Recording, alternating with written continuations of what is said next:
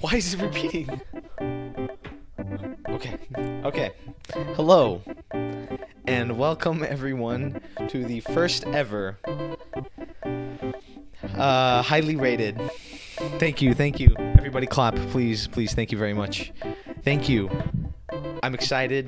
This is a new time for me. I am getting back into YouTube, specifically YouTube streaming. I'm gonna see if this works out, okay? If it doesn't work out, fuck it. Whatever. We tried it out, okay. But what's that? Okay. Whenever I look over, I am looking at the music because I have no clue what's going on. Anyway, can you hear that too? Is that too loud? No, you can hear the background. It's fine. Okay, it's whatever. So, highly rated. I have a couple of platforms I usually use, YouTube and Twitch. Twitch I use for streaming primarily. But I don't know what to do with Twitch. Twitch is a weird landscape. You can't really, just use Twitch and then get, viewers off like that. Not like YouTube. YouTube's algorithm is completely different. But for YouTube requires content. YouTube requires effort because people like watching good content.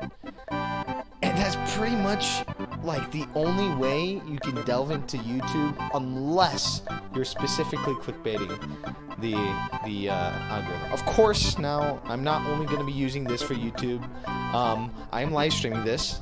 So, hello to yourself. Hello to the future people who are going to see this VOD and think, what the fuck, he's talking to me. Yeah, that's right, I'm talking to you. I'm talking to the future. That's the sixth sense. Anyway, I'm not gonna get into that. That's a whole folder, manila folder I don't want to unpack right now. I'm steering off track. YouTube is a place for content. I like making specific content, specific content, okay? I like making YouTube videos that are about movies. Twitch is very, I'm playing video games, and I want to do this, and I'm reacting to that. Twitch is weird. We're gonna try out YouTube. So, for YouTube, I have this segment. I don't know. We'll see. Okay, I have this thing called Highly Rated, where I will reveal as to why it's called Highly Rated in a few years when the I am now forgetting the word for this bit. It's okay. It's okay. Hey, humble yourself. You're fine. You're human. It's okay. Anyway, when the statutes of limitation, limits me. Oh God. Okay. For this episode, for this highly rated, we're gonna talk about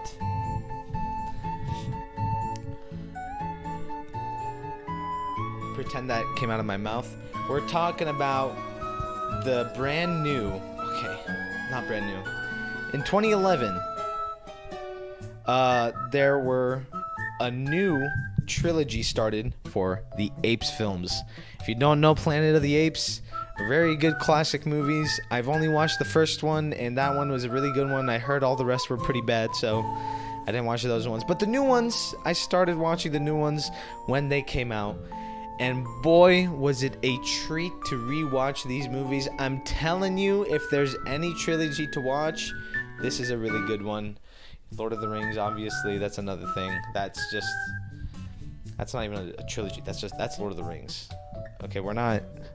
Listen. I'm not gonna get too serious about Lord of the Rings right now, but if you haven't watched Lord of the Rings, and it's 2022, why are you watching me? Why are you watching this? Get off your ass. Download it as a torrent, whatever means you have to do to get this art into your mind. I'm getting emotional. Anyway, we're talking about the Apes films. Yes. Now, I have a PowerPoint slide that I'm pretending to point at because I'm looking at a green screen. But to you guys, that is a Google Slides PowerPoint where I have a little bit of a criticism about Wendy's menu. Anyway, let's get on with it, shall we? I feel like we need to get more gleaming music, though. Let's get some gloomy music. Dark ambient music? Oh, okay. Oh, well.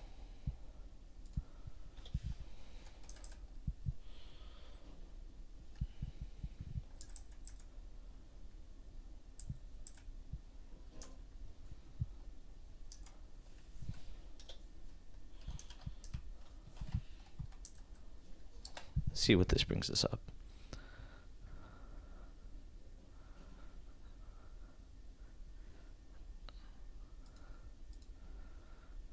Okay, we'll see if this works out. I haven't listened to any of this, so we'll see. I'm pretty sure this is not, it's royalty free. All right, or at least that's what it says on YouTube. Okay, this is awesome. Thank you so much. Thank you so much. Thank you so much. Thank you so much. You're too big. You are too big. Stop. Small. Get small. Thank you. Give me space. Okay? I need some room to breathe up here. The first Planet of the Apes movies. I'm turning around now because I don't want to get tangled in my microphone line. Is called Rise of the Planet of the Apes. When the Xbox One came out, there were no games. Except for one. I pre-ordered the Xbox One, and I wanted to get this game so bad. But we spent all that money on the Xbox One, so it came with it came with a Kinect. It was so bad. Anyway, we start off this film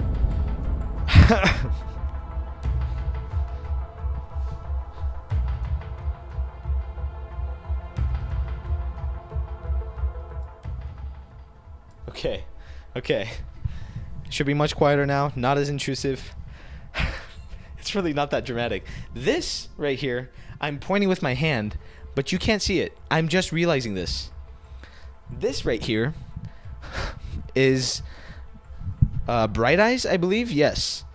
This is Caesar's mother. We'll see what happens with Caesar's mother, but Caesar's mother, Bright Eyes, she was taken from the woods. We'll see, like we have seen in the beginning of this movie, but eventually comes to the attention of the world-renowned scientist James Franco, nonetheless, as one of the smartest apes he's ever encountered. It is actually incredible what he's seeing. He's seeing the puzzle where you move the rings around, only putting the smaller one on the bigger one, and like she completed it in like 20 moves, and like world record is 15. Anyway, she's really cool. She's really sick. Sick as in good. We'll talk about sick as in bad later.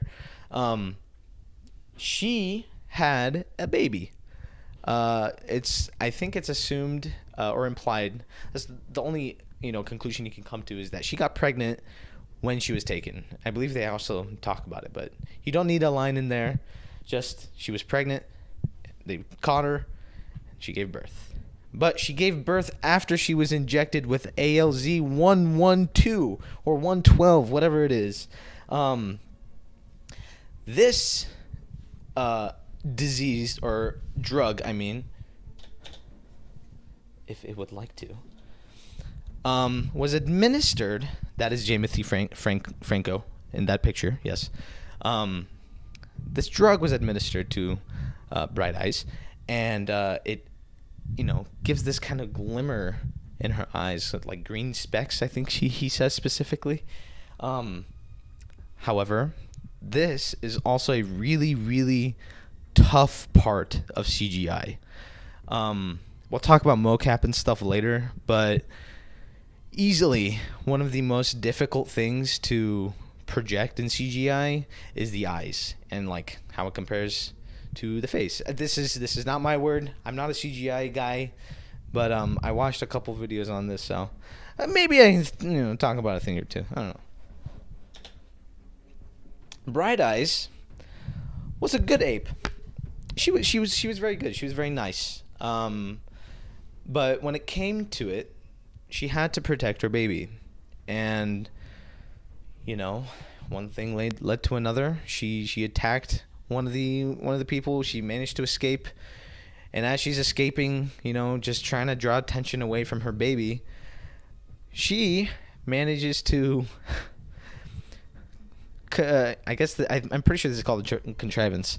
Find her way to the board meeting where James Franco was pitching the great stats of his ALZ 112 drug that he's administered to the very ape that is on that table right there. That ape, however, was shot and killed in front of all the, I think they're investors, in front of all the investors. So you would imagine that, ALZ 112 is not going to go anywhere for a good while. This is just going to be thought as, despite, it being the baby that she was protecting, despite that, they're just going to say, ALZ 112, you mean the one that had this crazy... I was about to say words. I was just about to say monkey. That's all I was going to say. I stopped myself because I thought it was a slur. Anyway, they're going to say, hey, that monkey... okay, it sounds like a slur.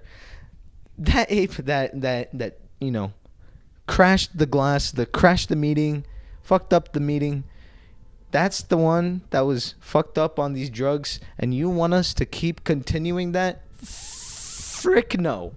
Absolutely not. And so the security guard shot and killed her. Devastating. Music is hitting right now.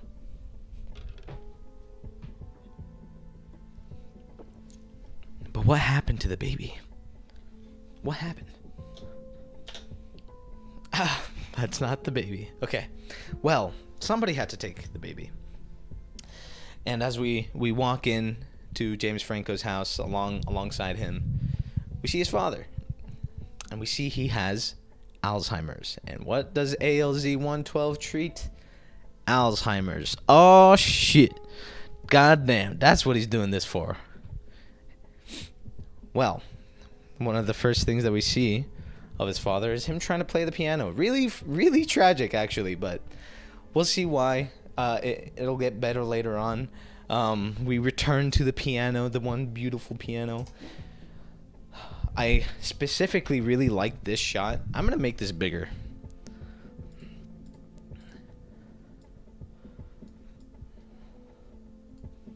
Okay. I really, really liked this shot. It was a very simple shot, but just him, with his father, just taking a look at all these awards up here. Some of them crooked, but that's okay. Can't have everything perfect. I actually like the imperfections. It's pretty nice touch in this movie. But yeah, James Franco, right next to my microphone. Say hi. It's okay. He's a little shy. He's distressed. Dad's not doing so good with Alzheimer's, and it's getting worse. We'll see where it leads to, because this is a plot line that we are going to return to time and time again. So I think that's all for this shot, though. I just really like it. It's very aesthetically pleasing as well. But yeah, he's the one that brings home Caesar. Very cute little Caesar. This is I said this earlier, but actually this is what it is. Forgive me, I'm not used to this. The toddler or infant Caesar is probably the hardest thing for the CGI team, because they said, quote, the size discrepancy in this film is crazy. Proportions are really hard for them, and arguably this is a pretty good looking ape. So I mean, for 2011, this was really, really good. I think it still holds up pretty easily. I really have not seen many other ape movies that have looked as good as this. I'm just putting that out there, because this was a crazy movie to do this with. This is one of the first movies to actually have a completely CGI, I guess, protagonist. Maybe not. That's probably wrong, but like, this is a huge leap forward in terms of trying to make a photorealistic ape, that can act. But as they're taking care of Caesar, they realize, oh shit, this dude's kind of smart. Oh my god, look at him. He's holding that up without being a few days old. And so they, they raise him up. He sees the life of children. Why is this music getting so, like... I don't know why. Do we want to do Devil's Squid Game? Hold on. Okay, it's coming on. Caesar very much wants to be a human. He wants to just be normal, obviously, as any other child would want as they're growing up. Caesar doesn't see the fact that he's an ape. He just wants to be with the other people, and we'll see, and not we'll see, but we do see this here. And we see it multiple times again. I'm not going to show every single scene, but it's very clear that he wants to... What is this music? What is this music? What is this music?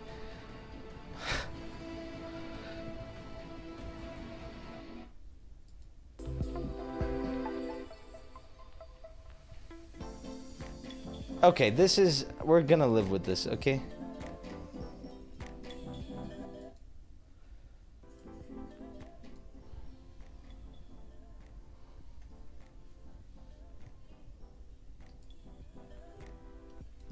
Alright. Actually, let's go back real quick. This is the window that we're gonna see time and time again, actually throughout the 3 movies. So... the shape of that is going to symbolize kind of Caesar's upbringing and kind of desires. And we see it as like the not cult logo, but like his people's logo later on in the other movies. Well, I'll talk about it. So after a really bad incident with Papa Alzheimer's here, I'm pointing that way, but you can't even see it, so it doesn't really matter. Actually, hold on. Let's use this stick. Okay. Papa Alzheimer's, right here. He got in a kerfuffle with the nurse upstairs because of his Alzheimer's. Not sure what exactly it was, but the nurse essentially quit her job, saying, "This is no place for a man to live like this." I don't know. Him being in his own home is probably better than in an old person's home. especially if like he's not around other people. But the nurse is, she's a professional. We'll just assume. So James Franco really has no other choice. This drug is not going to get funded anymore. He's kind of taking a break from work. I think they suspended him. But yeah, no, he has no other options for his dad. This is the last resort. And so he steals some ALZ 112 and he injects his father with it. Oh no, what is the worst to happen? Perhaps his Alzheimer's will kill him? Perhaps the drug will make him worse? What will happen? He masters the piano like it was 1955 for his age. I keep turning around. I apologize. He does really, really good. It's actually a really cool scene. I recommend watching it. The only reason I'm doing slides is because YouTube is really fucking dumb and won't let me play movies for you guys. So wish we could just do that. But PowerPoint slides are not bad. They're a very useful tool. All right. Dad's doing good. Chimp wants to be normal. And as he wants to be normal, he went outside. He wanted to play, and the guy got really scared. The neighbor got really scared. This is kind of a piece of shit neighbor, by the way. He has it coming. So he overreacts, tries to hit Caesar. It's actually kind of crazy. But Daddy Frankie comes in and stops it. And then I'm just moving along, going to the more important parts. We see Caesar grow up, still wanted to be the guy to fit in, but nonetheless accepting who he is in some sense as an ape. And climbing up the redwood trees. It was a very, very cool scene.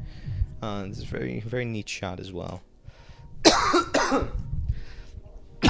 So, unfortunately, ALZ 112 is not perfect, and Daddy Alzheimer's kind of went down in the dumps again. Actually, a little bit worse than before, and he gets in the neighbor's car and drives it off and crashes it, and the neighbor gets really mad. This is the asshole neighbor, by the way. So fuck this guy. Doesn't understand. I'm pretty sure even if the neighbor understood that he had Alzheimer's, he would do stuff. Like he would probably pull out his gun and say, "I have my rights," blah blah blah. And then the movie would be over, I think. But Daddy Alzheimer's gets kind of pulled out by the neighbor. Caesar goes, "Oh no, this is not good," and gets pretty angry and tries to or not tries to, he actually fucking monkey beats the shit out of this guy. It's kind of crazy. Very, very neat, satisfying thing to see. But this movie, unlike many other really bad movies, actions have consequences. And that's just a life lesson to learn, ladies and gentlemen. Actions, every action has a consequence. And so Caesar's was that he went to an old person home. No, not really. He went to a little monkey home. He now has to live with other chimps until Frankie figures out a way to get him back. Because as of right now, he doesn't have any money to bail him out, and he kind of has to stay. Or Caesar kind of has to stay in the chimp zoo for the time being. And the chimp zoo is not very well taken care of. A couple of assholes run the whole biz, but this guy, man, I never watched a movie and thought, wow, I understand my Second Amendment. Until I met this guy. I was 10 years old when I said this. I said, this guy, he's gonna go down in the dumps. Okay. No. This guy is very hateable, easily, of course. Draco Malfoy, easily one of the most annoying characters of all time. Like, one of the best. However, I remember in Deathly Hallows, his character stuff is pretty good.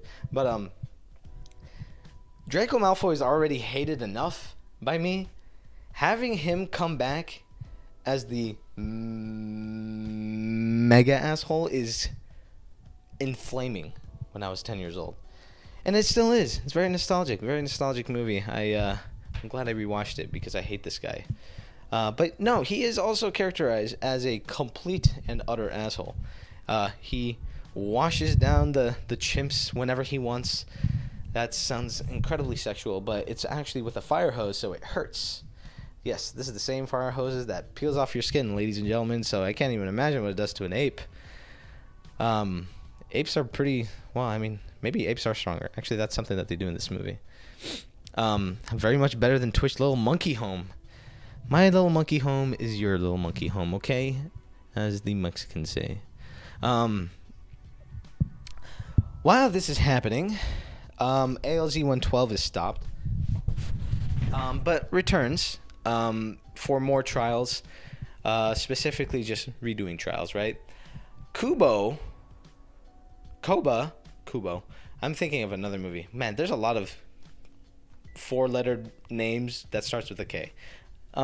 Koba is another ape that they work on with the ALZ-112, and it's working. He's also becoming super smart as well. But one of the procedures when they're doing a brain scan on him, or I think it's an MRI, it might be a CAT scan. But there's a gas that the ALZ-112 goes into the chimp, but in the human doesn't act as well. And so there was an incident that caused one of the workers to get infected with this,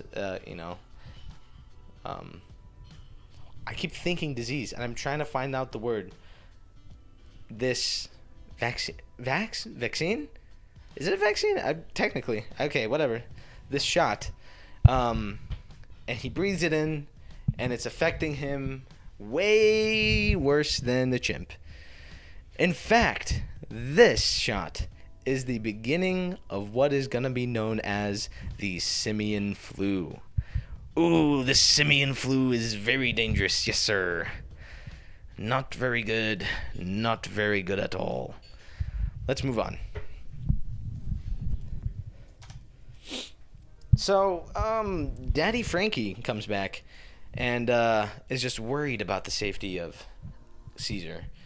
And he understands, just from first sight, as a dad, hopefully, I would hope that you would see immediately that they are not very well taken care of, that Draco Malfoy has, what is that, pepper spray?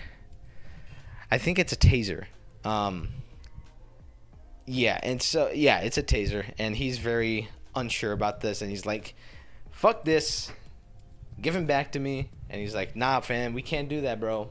We can't do that. Nah, the government said, like, we gotta keep them, bro. We gotta keep them until they're safe to take. And so he's like, fuck, damn, shit, damn it, as he says in Pineapple Express, which is actually a sequel to this movie. No, I'm just kidding. But when Jamie Frankie says to Caesar, hey, man, it's really complicated. I can't really do anything right now. Government kind of sucks. Just got to wait a little bit longer. So Caesar didn't like that. He was very impatient. He was a spoiled brat, not gonna lie. But he couldn't take it. And the chalkboard, or the chalk drawing of the window that he made, that he had in his room, he wiped it down. And it was very symbolic. It was very cool.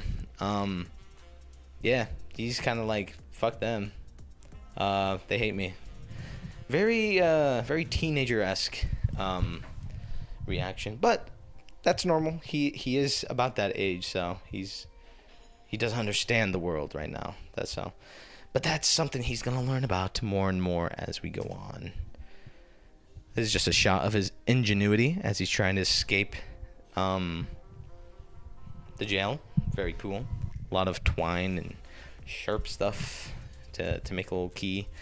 Not exactly sure how feasible this is, but we're just gonna go ahead and say that it's okay. ALZ 112, I believe, has now stopped. ALZ 113 is on its way. However, what happened to ALZ 112? Did they just skip a step? No. They were working on Koba. ALZ 112 is providing some pretty good results, but, you know, they didn't even check to see the blood test for Koba. They would have seen that ALZ 112 is actually really infectious to humans.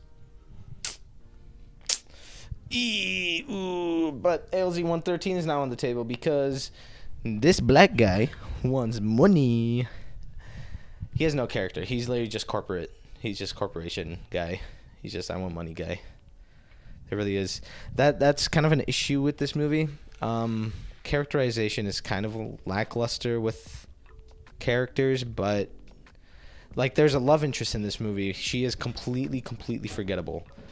I believe she is met as a vet for Caesar, and then she just falls in love with Jamie Frankie because he's taking care of Caesar, I think.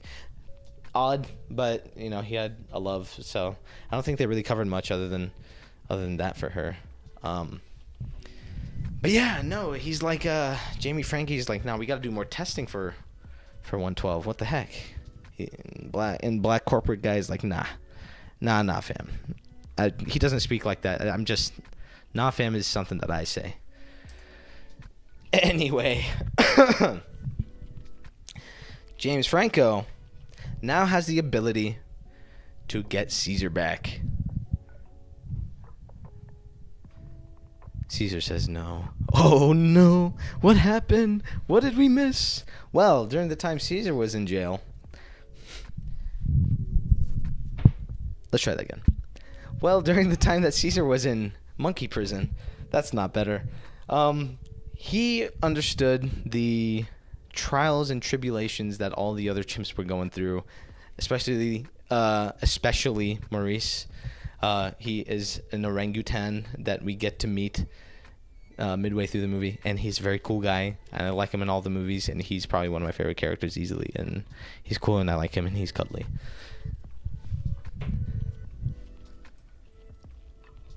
So yeah, these are their reactions when Caesar says no, and then closes the gate. He's like, nah, I'm staying with my race here. You know, I probably should stay with them. So Caesar understands that apes should be free. He understands the justice ideal. He wants to be free. He wants to be like a human, essentially. I mean, I guess that's something that he grew up with. He wants to be human. He wants to have the freedoms that they have. But apes are not given that. So he wanted to build a plan, or at least not a plan, but at least get a way to find freedom the most quickly. And this is the famous Apes Together Strong scene, the very famous line that has been in many memes, and is actually a really cool motto for his whole little gang. When he does escape through a series of events that I'm not going to go through because they're not as important as the theme, I believe. They all make sense. They're all fine. I don't really think there's anything that's not well done in terms of plot points that, you know, gets us from one place to another. He manages to escape, and so he goes back to Daddy Frankie's house, sees them cuddling together one more time, and then he goes into the fridge where he understands that Frankie is treating his daddy, and gets the ALZ 112 and smokes up the entire monkey zoo. So now pretty much all those people, shit. All those apes are now somewhat more intelligent, or at least at some same level of intelligence as Caesar himself. Maybe not exactly as intelligent as Caesar, because he wasn't injected directly with ALZ 112. It was his mom, and he inherited it. So maybe his are better, which makes him leader, or which would probably explain his leadership abilities in these movies. Pretty cool. Oh yeah, this is a pretty satisfying scene. Caesar is dealing with Draco Malfoy. Right here, he's saying... Oh, I actually might have a shot of this next. He says, after the guy is like, "Let go of me, you disgusting chimp monkey ape," something along those lines, and he says, "No." He actually very audibly says no, and it echoes, rumbling throughout the monkey prison. Very quiet afterwards for a little bit, and then he smacks the shit out of him. It's very sad. It's very cool. I like this movie. They all manage to escape. They get weapons. Now they're fighting back against humans. Very long action scene. A lot of things going on. But they eventually win. They get across the bridge, not without any casualties. However, they are now to the point of more freedom than they've ever had before. And that's the last thing that Caesar says to Daddy Frankie. He says, "Caesar is home." Very neat ending. Huzzah! And that concludes Rise of the Planet of the Apes. Now, what is next from Rise? Dawn.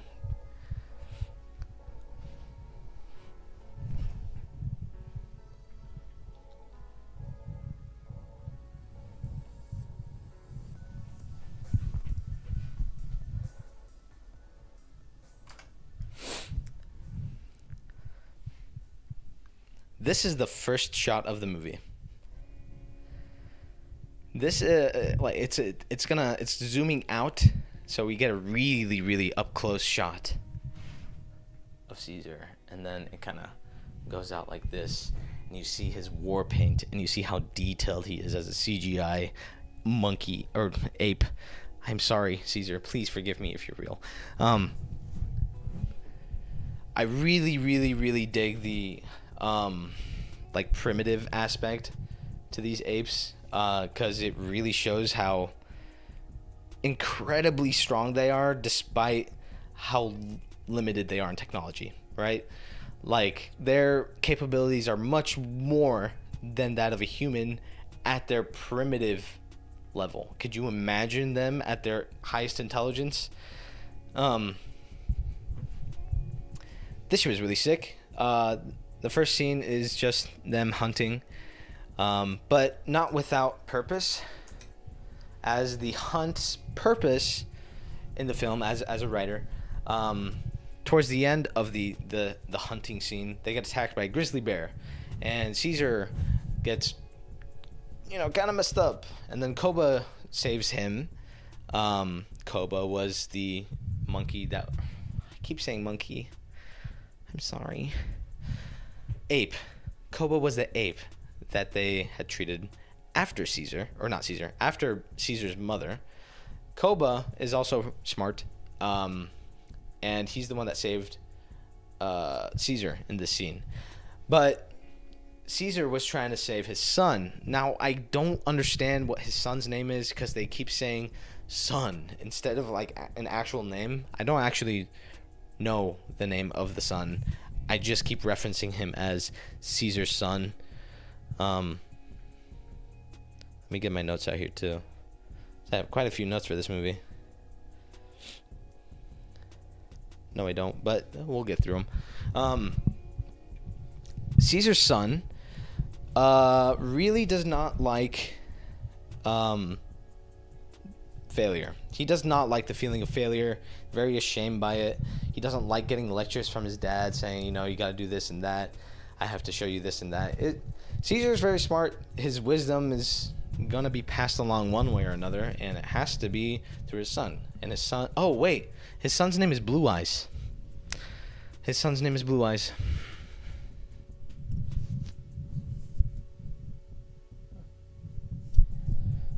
When I release the reason for why this is called the highest rating,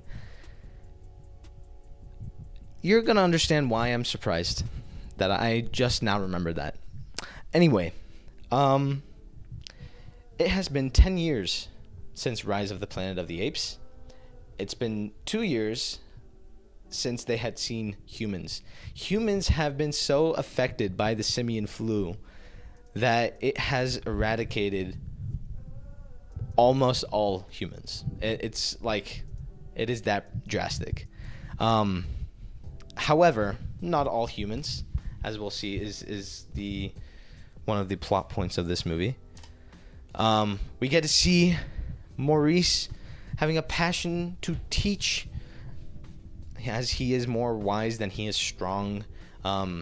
Although he is very strong, as you'll see in Rise of the Planet of the Apes.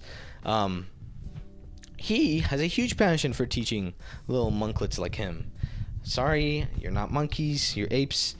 But teaching fundamentals, how to read, what are the main goals of the tribe. Ape not kill ape. Ape together strong, you know. We also get to see Caesar going back up to his wife, to another son. And what is the son's name?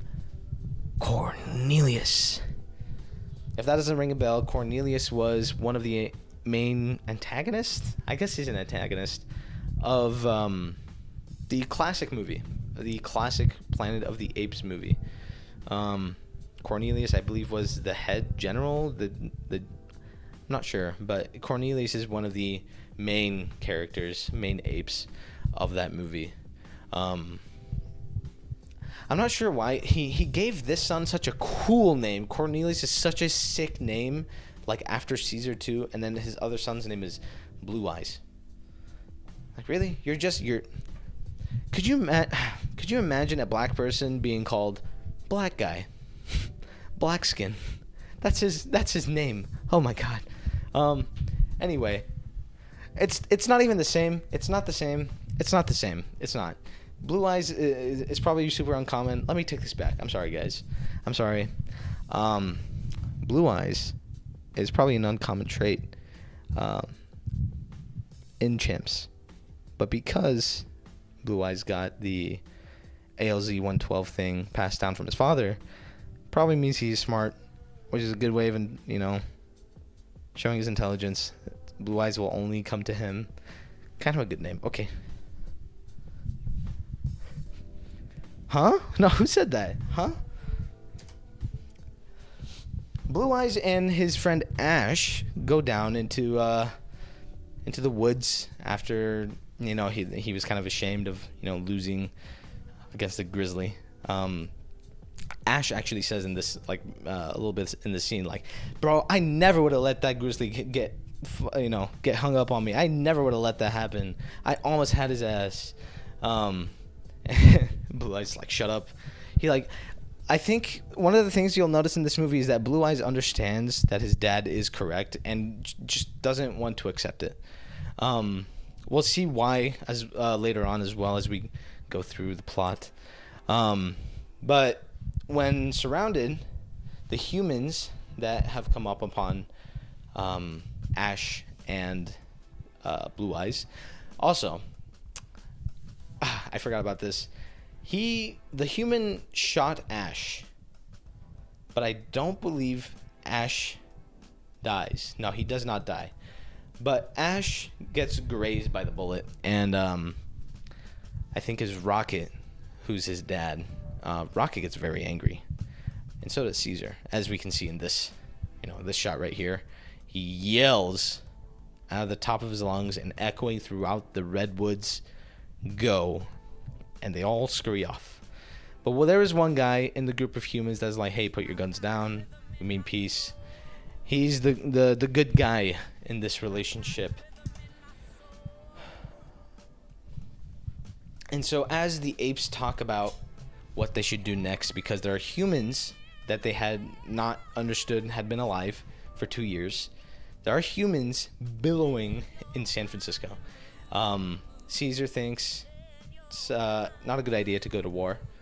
Koba thinks it's a very good idea because they have a bunch of guns and they're going to kill them all. So best get the jump on them. Caesar says, "Let me think on it throughout the night," and then they come to where the humans are. We get to see Gary Oldman He's kind of the leader of the humans. I love Gary Oldman. He's awesome. And then Caesar says, hey, don't fuck with us. We don't fuck with you. All right? We'll fight a war if we have to. We'll beat you. But, you know, stay in your home. Stay in our home. We're going to be chill. He says that, but, like, really firmly and intensely. It's actually really cool. And so, Gary Oldman... Oh, right. This scene. The satchel that was dropped by the kid... We're going back a little bit now. The satchel that was dropped by the kid when the humans were first encountered was just a satchel of his, like, personal belongings. I believe it's a diary and, like, a book. The apes bring that back to him. They could have thrown it away. They could have tossed it to the side. They could have completely... They couldn't have picked it up. But the fact that they did, and they return it to the humans, specifically to the kid... I mean, this isn't the kid, but this is actually our good guy. They return to them is a sign, is a good gesture, and this is something that our good guy understands. What should we call him? Should we call him Jeans? This is Jeans, and Gary Oldman talking about it. He said, "Give me 3 days. Give me 3 days. I'll get that generator working for us that we need, so that you know, we can get electricity down here." So he's like, "Okay." Gary Oldman said, "Okay. All right, I guess I'll go look at a few billboards for now and be a sheriff of a city." That's a deep reference. Holy shit. And so he goes back to Caesar after Caesar said, "Don't come back." Ooh, what's going to happen to him? Nothing actually happens to him. He said, "Let me show you what I've been coming up here for, what we've been digging for. You know, I'm asking for your help, basically." Koba is right behind him. Fuck Koba. We all hate Koba. He's a bitch. But yeah, no, he's very sincere. He said, "Help me out here. We won't do anything for you or to you. Just help us out." Koba is very, very angry at Caesar. Koba says, "Humans did this to me. This to me." He keeps pointing at other scars of himself. Humans did this. It gets very snarly, and all Caesar does is just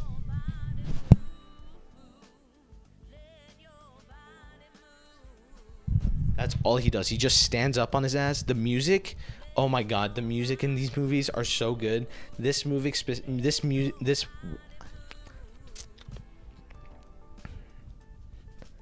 Right, system reset. This movie has some of the best music that I have seen in a movie. It's informative. Like, it gets you the correct emotions in every scene, every shot. And it just provides a lot of hype. It's just really well done. There's a lot of things I don't know about music, but when I can tell you that the feeling is correctly produced for the scene, the music's pretty damn good. I mean, that's going to be my metric. And here you can just tell, as Caesar stands up above Koba, he is an absolute badass. Koba, however, still skeptical about the humans. So he goes over to the humans' base and finds a shit ton of weapons, like arsenal, a lot of weaponry. And so, I say "and so" a lot. Let's work on that. Koba gets caught along with, I think, a couple other chimps. But they, this part is kind of jiggly in terms of how it's done. Koba goes in with 2 other chimps into the humans' facility. They hear gunshots, and they go over to where the gunshots are, and it's just 2 guys training. Koba goes in some more along with the other apes. They're all hanging up above the 2 guys that are shooting down below. Koba goes down and just walks around, goes into a room, and then he sees the arsenal of weaponry. Comes back out, and then the humans are there seeing him and then apprehend him. He plays around like a little funny ape, little goofy guy, and the humans have mercy. I would say it is mercy. It is not understood by Koba as mercy, however. Koba should be incredibly grateful that he is not killed immediately because they let him go. Because obviously he is also playing it up to try to escape, but Koba is let go at the end of it, signifying humans' mercy. That is a very important thing that I don't think is like very well addressed in the movie, but I with the context of the whole movie, that scene itself is very impactful, like for like the end of the movie. Koba's huge motivation against humans is that he can't trust them. They're not good. They're pretty bad. They're awful, terrible human beings. They shouldn't exist. But the fact that these guys have mercy on him completely contradicts his thought process. But he doesn't realize it. He's too blinded by his rage. His hate consumes him. So he manages to escape, and then he tries to find Caesar some point later on. As the guys are working on the generator, the hydroelectric generator, let me say, Cornelius is just playing around. He's kind of bonding with the humans. Caesar is kind of building trust with these guys and, saying, hey, this could work out. This could, we're kind of coexisting right now. That's pretty sick. We're kind of little coexist, little sticker that we see on cars all the time. I'll do it in post, whatever. It's pretty cool. But in that same scene, Cornelius discovers a shotgun in the next human asshole's arsenal? Not arsenal, just suitcase. And he pulls it out, and Caesar gets pissed. Caesar bodies this guy, by the way. It is really satisfying. There's a lot of really satisfying moments for super hateable people in these movies. This is one of the best ones because this guy's just an asshole throughout.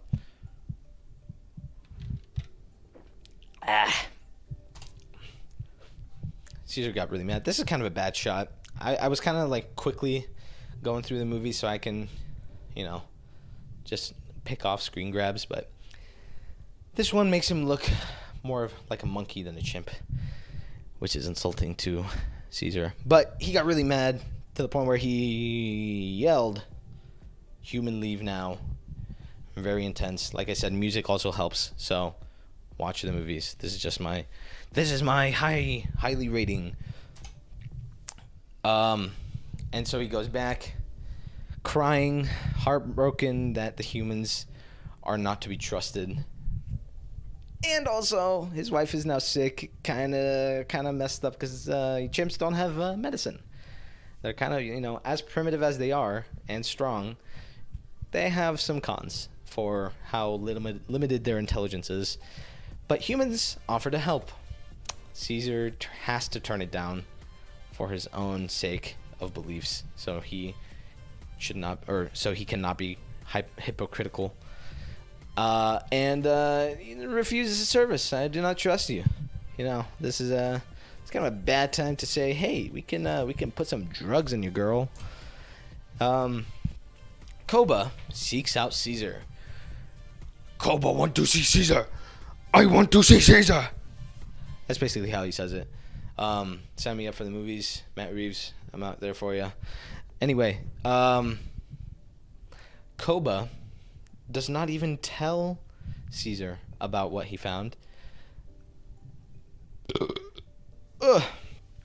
Koba just accuses Caesar of caring about humans more than his own sons. That got Caesar really, really pissed. Really, really pissed. I think it's the next one. Yep. You got really mad there.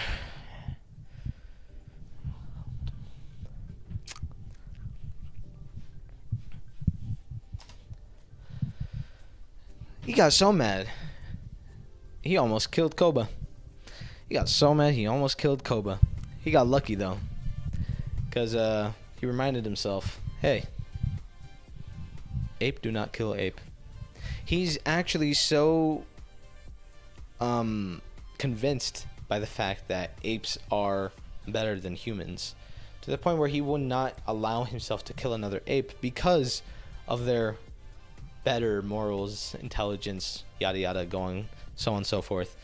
And so he refuses to kill any of his people because, well, I mean, this is people as well. It's, you know, you can't be killing your people as oppressed as they were. But that also turns out to be the downfall of Caesar. That's something that he's gonna change his mind on in the end of this movie. Koba, after getting beat up by Caesar and really embarrassed by him, Koba sees that Blue Eyes, Caesar's son, is very easy to manipulate right now. He doesn't like being lectured by his father. He doesn't like failure. He just wants to win. He doesn't like humans. Throughout this movie, he has seen what humans can do. You know, he grazed his friend Ash. So he's about as pissed as Kubo, you know, less so because Kubo's gone through shit. But yeah, Blue Eyes is not very fond of them as his father is. And so that kind of goes along with why he goes to join Koba later in the movie, I guess. This is just a neat little scene. This is the kid with the satchel that was brought back to him later, or earlier in the movie. And Maurice. I love Maurice. Oh, he's such a cool guy. Little orangutan, just learning. He's just hanging. This is the word that he learns. Hanging. Just learning slang. Pretty funny. Then Koba goes back to the human fortress. It's not a fortress, really. It's just a residence, I guess. He goes back, plays around with them some more, manages to get their guard down, and fucking shoots them up. Blah, blah, blah, blah, blah. That's what the gun sounds like. Again, Matt Reeves, if you're hiring as a voice actor, I'm here for you, okay? Anyway, moving on. He gets I think this is just one gun that he gets. He also grabs a hat from one of those guys. I don't think we see it in this scene, but you know, later on we will understand why. But before Koba gets back, a little dark outside, they managed to get the generator on, and it's a pretty happy time. Music's been played. It's probably been about 10 years since that's happened, so yeah, that's kind of a big deal. The gas station. This is the gas station that they actually walk by earlier in the movie. Caesar and his gang. After the hunting scene, they walk by this. It's kind of cool to see it lit up again. Just in the area, you know, just to see the electricity working on. And Caesar, after seeing the humans, you know, regain his trust, that is something I kind of missed out on, huh? Okay. After Caesar said, you know, go home after the dude with the shotgun pulled it out, he didn't shoot, actually. So I don't know why I made that noise. Matt Reeves, I'm telling you, I'm awesome as a voice actor. Anyway, Caesar, you know, he had to help his wife out, and they administer medicine, and she's able to recover. And with the help, you know, with the help of more apes, they managed to get them going with their generator. They get it back on. Life is good. Caesar trusts humans again.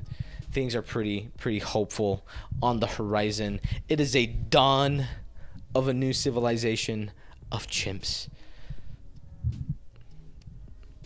It was a dawn of a civilization of chimps and humans.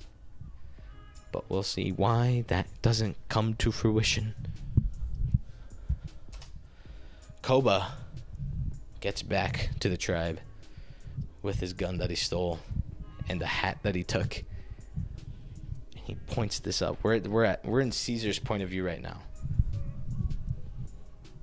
Or I guess you are Caesar's point of view. I'm pointing my fingers at you. Blow. One shot. Boom. Caesar falls to his death. over the cliff. Koba comes back around through the front of the gate. He says, humans killed Caesar. Humans did it. Do you see this hat? Do you see this single gun? Humans did it. These, there are also humans in the tribe right now. These are the same humans who turned the generator on. They were all just celebrating right before Koba shot Caesar. So, really party pooper, Koba. Downward thumb. But yeah, this is what kind of starts the war. It's very dreadful. I remember watching this movie last night, I believe, and just feeling like, damn, bro. They were that close to being just so peaceful. But Koba had to come in this bitch and fuck shit up, and it's really annoying. Koba's not a cool guy. We hate Koba. This is these screenshots are a little jarring. In the movie, it's way better paced and whatnot. This is my fault, but in the movie, with this scene, Gary Oldman cries. I love Gary Oldman. He's such a good actor. He cries because his phone turned back on, or his iPad turned back on, and he got to see his kids again. Very hard, scene to just sit through without feeling some sort of emotion. Because with the fact that it's been 10 years since the war started, 2 years since humans have been around, even just 2 years without having your phone turned on or tablet turned on just to see your kids because there's no electricity, that's got to be really hard. I cannot even imagine forgetting about your own family, just their faces, and people have gone through that, and that's really fucked up. So this was a very, very nice scene. To just give a little character without saying any words. Koba leads... Oh, hello? Why is this falling on me? Oh.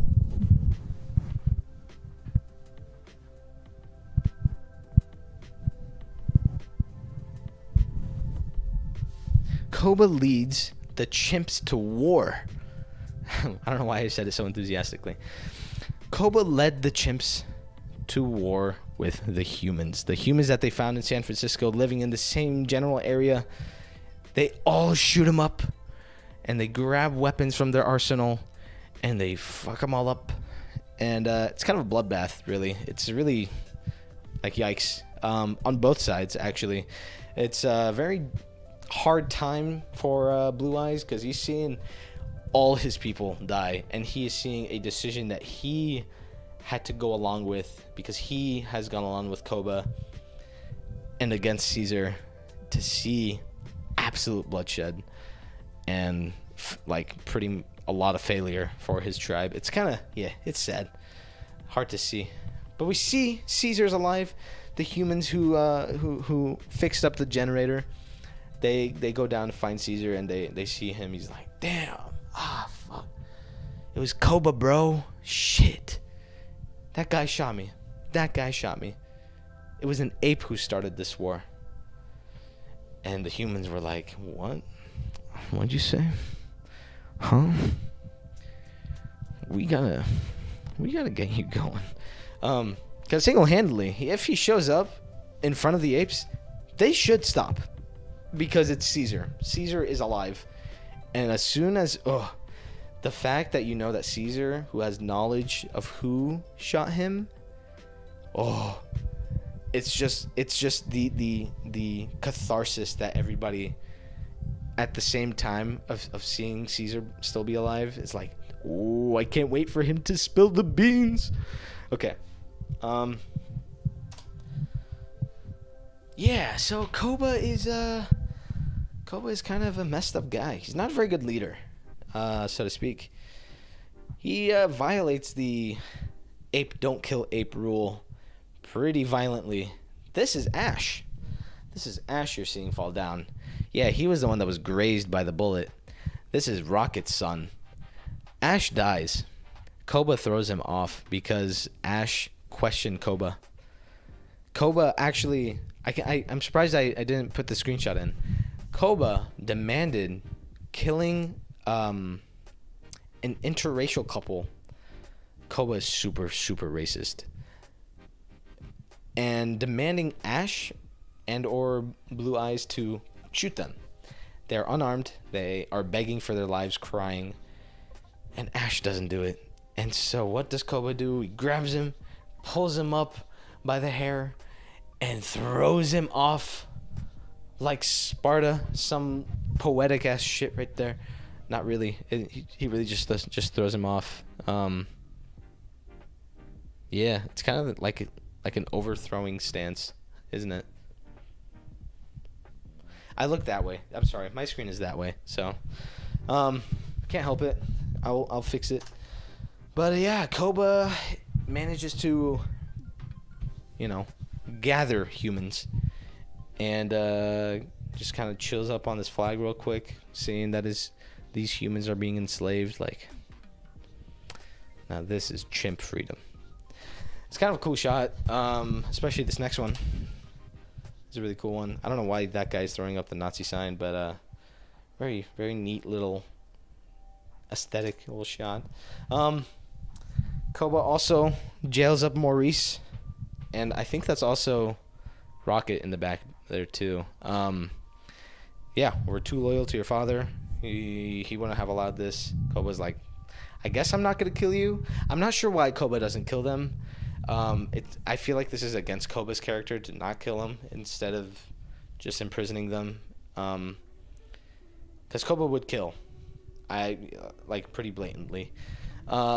He does only kill Ash, I believe, one of the chimps. He did try to kill Caesar, obviously, so that's 2. But he doesn't kill Maurice or Rocket for some reason. Don't know why. I think the audience would just be too devastated. You can't have that.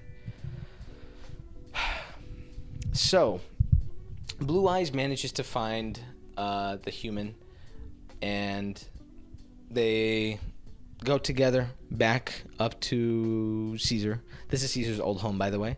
And Caesar tells Blue Eyes it was Koba that shot him. And Blue Eyes feels like absolute shit. He feels totally like, damn, I wish I listened. I should have just, I fucked up my own father. Damn, that's what I did. That's what he feels like. It's a tough moment, but really solidifies Blue Eyes as a character, and his whole arc kind of deal. He's now fully on his father's side. Speaking of his father, Caesar takes a look at his father. Just the videos that they say home a couple times on. It's just a nice little relief after all the action that we were going through. And then Gary Oldman's like, yo, we kind of got to blow up this place. We kind of got to blow up this place. These apes are, this is not good. We got to take this place out.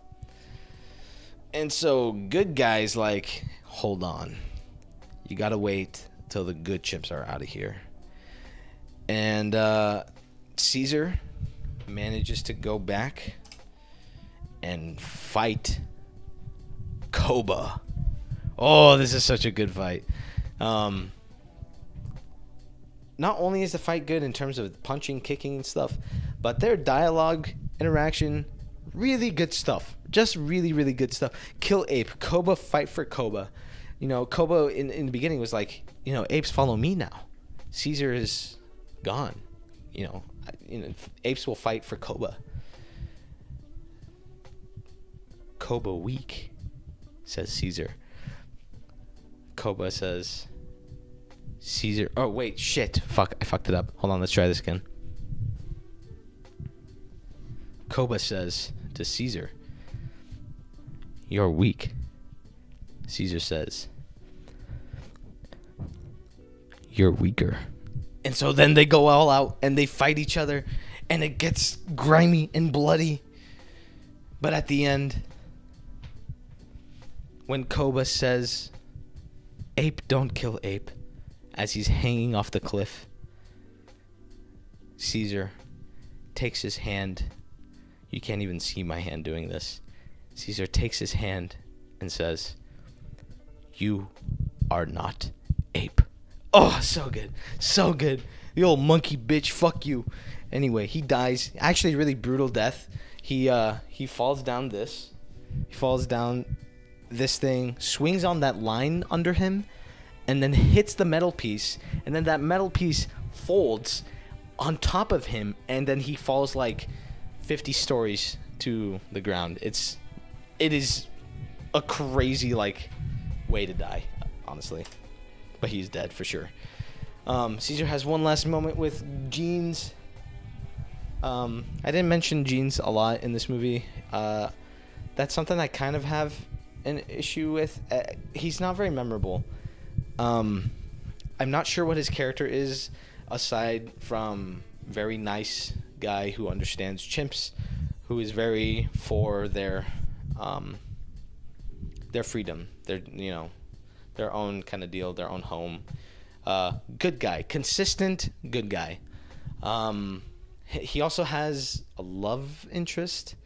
She kind of stabilizes him, helps him go through stuff as well.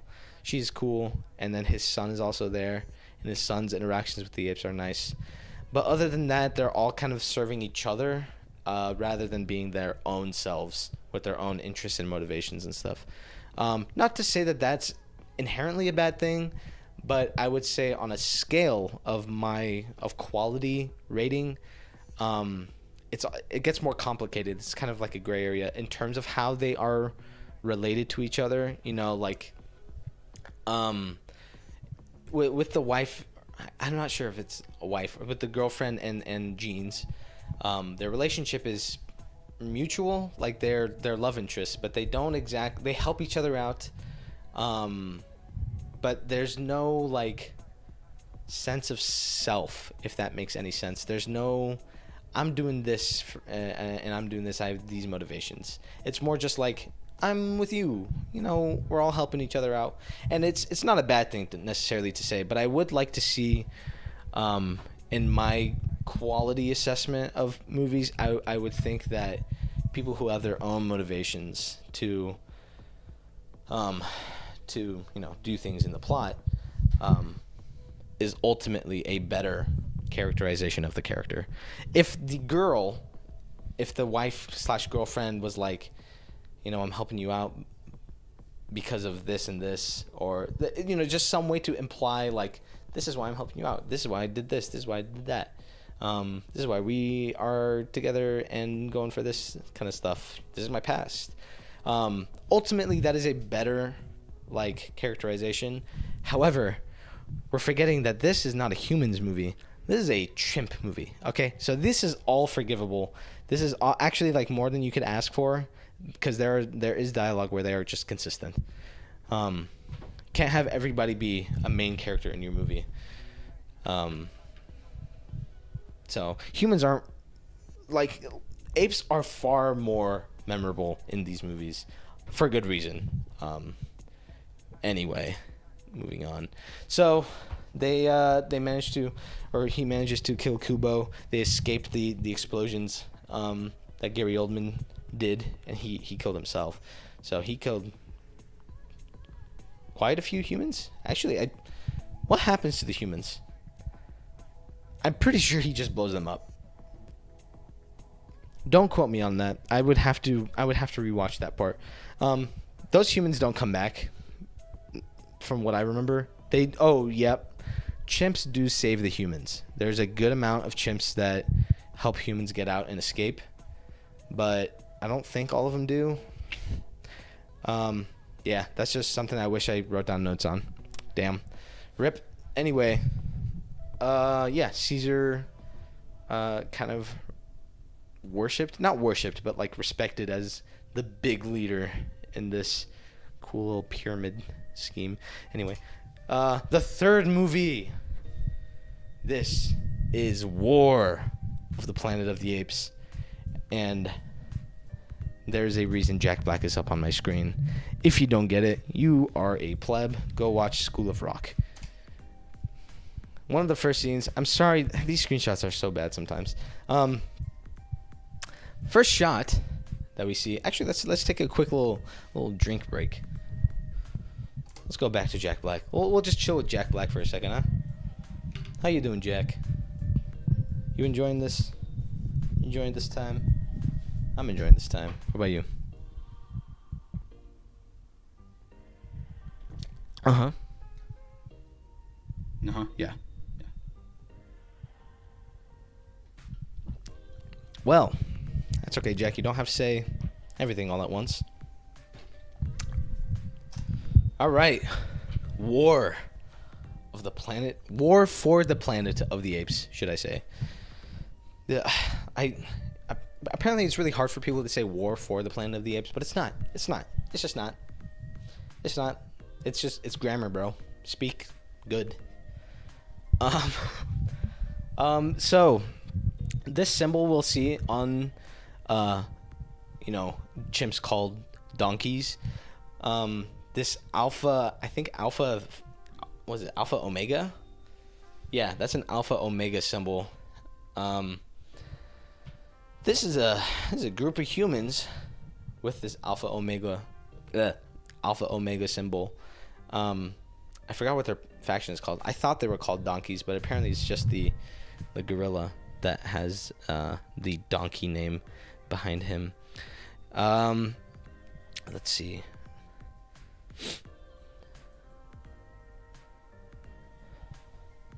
So this gorilla this is one of the first scenes that we see of the gorilla helping out humans seek out Caesar in the woods. This is the setting that we're in. It feels like an Endor fight scene, weirdly.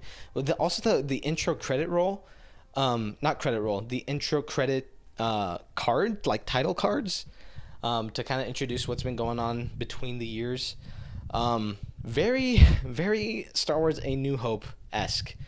Got a lot of vibes from it. It's very its own style, as it kind of shows off Rise and then Dawn, then War, and then highlighting it.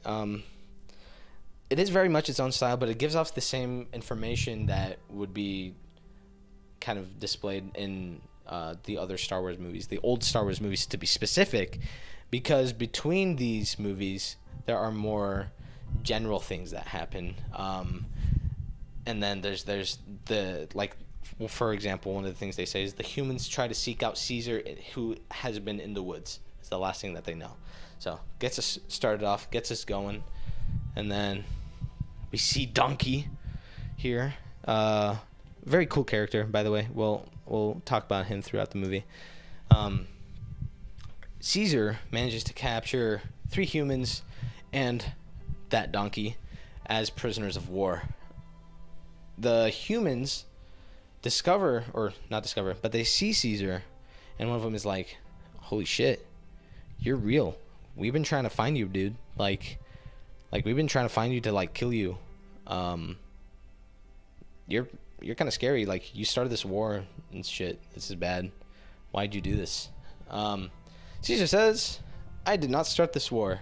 The ape who did, though, is dead. I killed him. So I'm just fighting the war to protect my people, bro. Just let me out of it. I really don't want to have to kill you guys or hurt anybody because it hurts my apes. Not cool. And so the human is like, one of the humans, they were saying, well, then what is this guy doing with us? We have like 10 of them back with our team. And so Caesar says, that guy, well, this guy followed Koba, and he feared what would happen to him if he'd returned to the tribe. He'd fear what I would do to him. That's what Caesar says. Caesar is a hard motherfucker, even in his old ages, because he's kind of gray-haired in this movie. He is pretty old. I would say probably like 50s, if I were to say, because he's still capable. He's still very active, but he is of old age. Oh, yep, they follow Koba, and they're afraid of what I'm gonna do to them. And after being accused of that, Donkey says, "Huh, you think I'm afraid of you? No, I'm not afraid of you. But you should be, you should be afraid of humans. They're gonna, at some point, they're gonna win, and we're gonna have nothing to save. Humans destroy you. Damn. A lot of characterization already about this character we just met. You know, we have just learned his motivation, why he went to the humans, why he left Caesar, and why he stayed away. And all very valid reasons, just to, you know, save himself.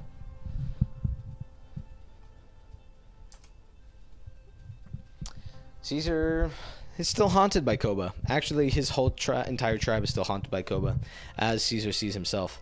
He sees his people floating down the rapids as corpses, and it kind of bums him out. Damn, fucking Koba still haunting us. You know, I wish I would have seen the evil that was inside of his heart, the amount of evil that or hatred that he had for humans. I wish I could have seen that to stop him. And Maurice is like, no, man, like, nobody could have seen that, bro. Maurice is such a bro in this movie. He is at the same level as Sam from Lord of the Rings, dude. I love Maurice. He's awesome and cuddly. This is also an interesting scene. When I first saw this on the right is Blue Eyes, and on the left is Lake, a lady chimp that Blue Eyes has set his eyes on. And it got me thinking, like, damn, I am feeling for these two. Like, I understand that there's chemistry between them, and there's a love story between them, and seeing them hug makes me feel all warm and giddy. Pretty cool way to, you know. The music also helps. Of course, the music is always gonna help in specifically these last two movies with Matt Reeves directing, because they are so informative to the story. There are so many. These two movies are very dialogue driven. However, they do not speak a lot. There's a lot of just looking, expressions, facial expressions, and then music. There's nothing else. Sometimes lack of music also helps. But, you know, there's a lot of things going on where nothing is said. And that's a huge testament to filmmaking, because I'm pretty sure that's what film is all about. We're not here to listen to an audiobook. Caesar understands what is this scene I hear actually. Let me bring up my notes. How we doing though? How we doing on time?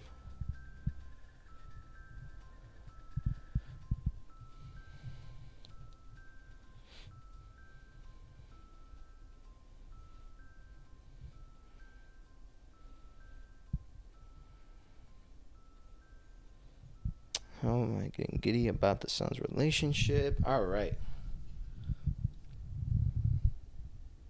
Oh, that's right. So Caesar's son, Blue Eyes, comes back. This is before he met up with Lake. He came back from a journey and discovered that there is another home for the apes, somewhere safe, somewhere far away from humans. It's going to be a long trek, but that long trek is going to be what makes them, you know, actually get away from humans this time, without any sort of interference. And it's pretty cool. And this is also the same scene as I'm writing down. The son is being wise, and it's actually starting to listen to his father, after learning his mistake from Dawn of the Planet of the Apes. So they celebrate. They take their time. However, this white gorilla, his name is Winter. Okay, Winter is gonna play a very key role in the story. Winter's a little hesitant. In fact, Winter, when they were talking to Donkey, Winter was kind of scared about Donkey's fear of what humans can do to apes.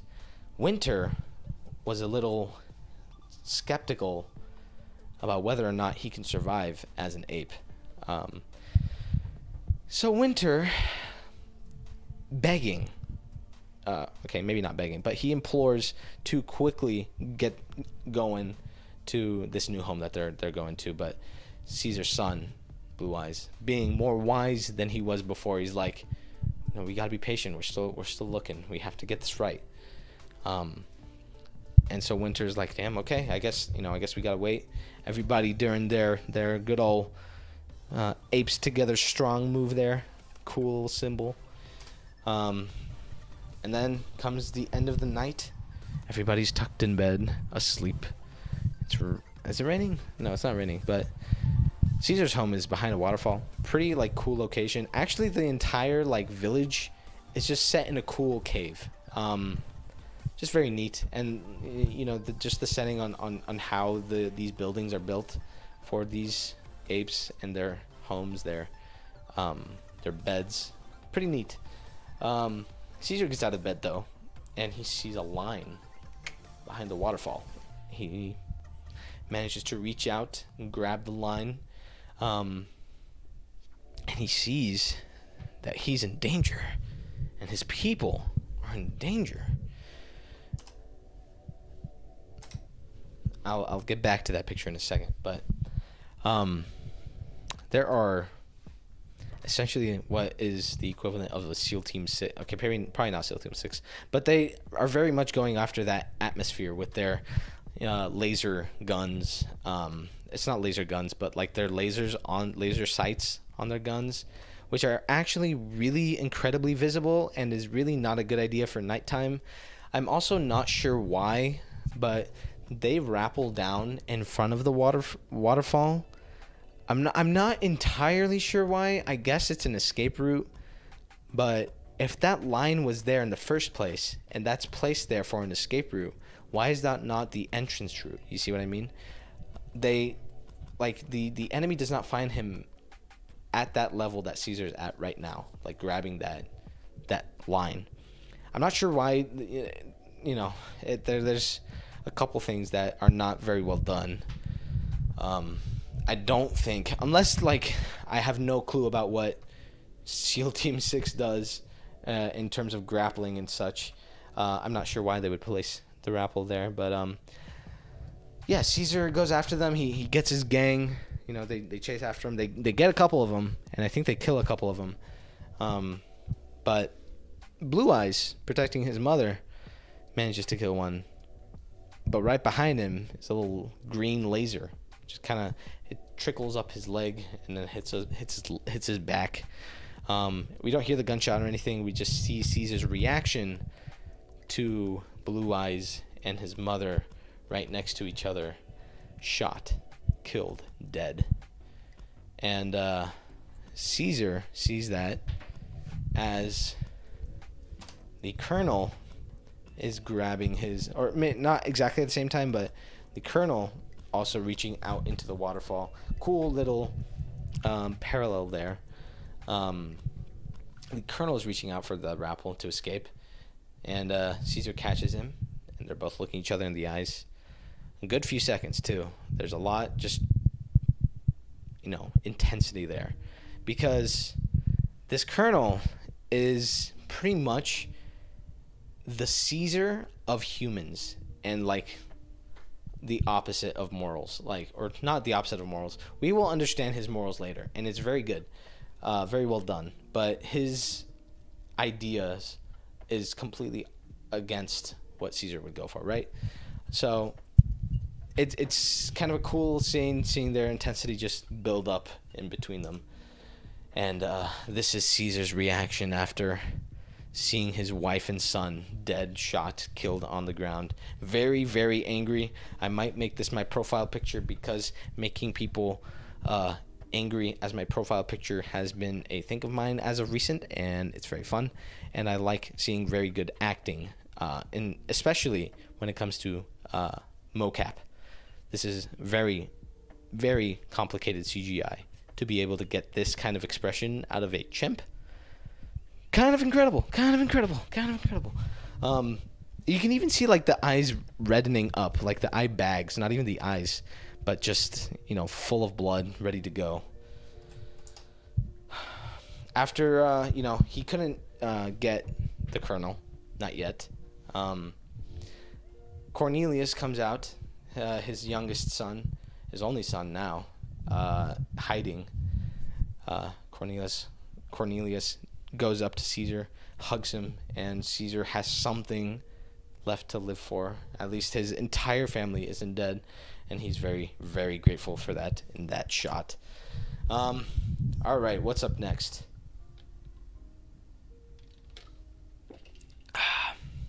10:15. Not too bad on time. Hour 15 we've been up for. Yeah, hour 30. So Caesar sees that Caesar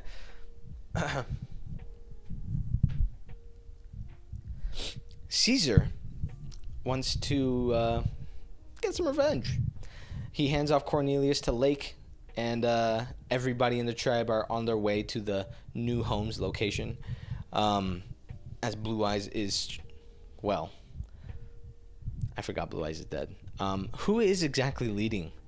Is it whoever was with Blue Eyes is probably the one leading them to their new home.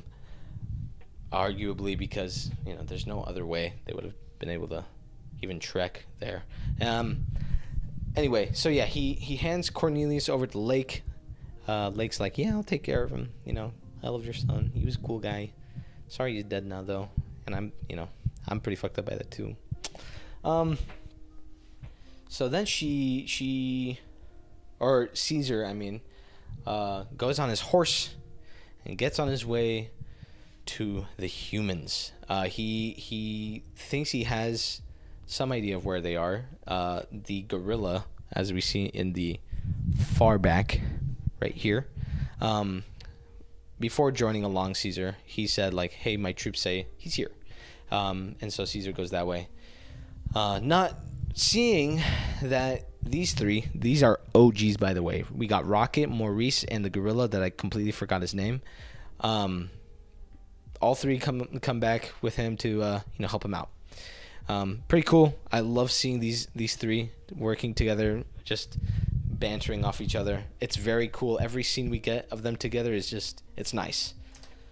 They come upon a human who's just carrying stuff, lets his stuff go, points his gun at the apes. Caesar shoots him down with a shotgun. I think is it the shotgun that they find in Dawn of the Planet of the Apes? I'm not sure if it's the same. No, it's not the same shotgun. He threw that shotgun in the water. No, he shoots that guy with a shotgun. He dies, obviously, and we can see on his neck it says the Alpha Omega symbol. And they're like, what the heck? What is he doing out here? Is he a deserter? Man, I don't know. And then they search some more in the area. There's a couple houses. One of the houses houses a little girl, just sleeping, or trying to sleep. Not sleeping, probably just hiding, away from the chimps. And the chimps, gather her up, like, hey, it's okay. You can come with us. Maurice manages to convince Caesar to, like, hey, we can't just leave her here. She has nothing left. And Caesar's like, fine, whatever. Fuck humans, though. I'm gonna kill them all. Caesar is very vengeful right now. He is pure anger at this point. But this little girl is, is gonna help soften him up a bit.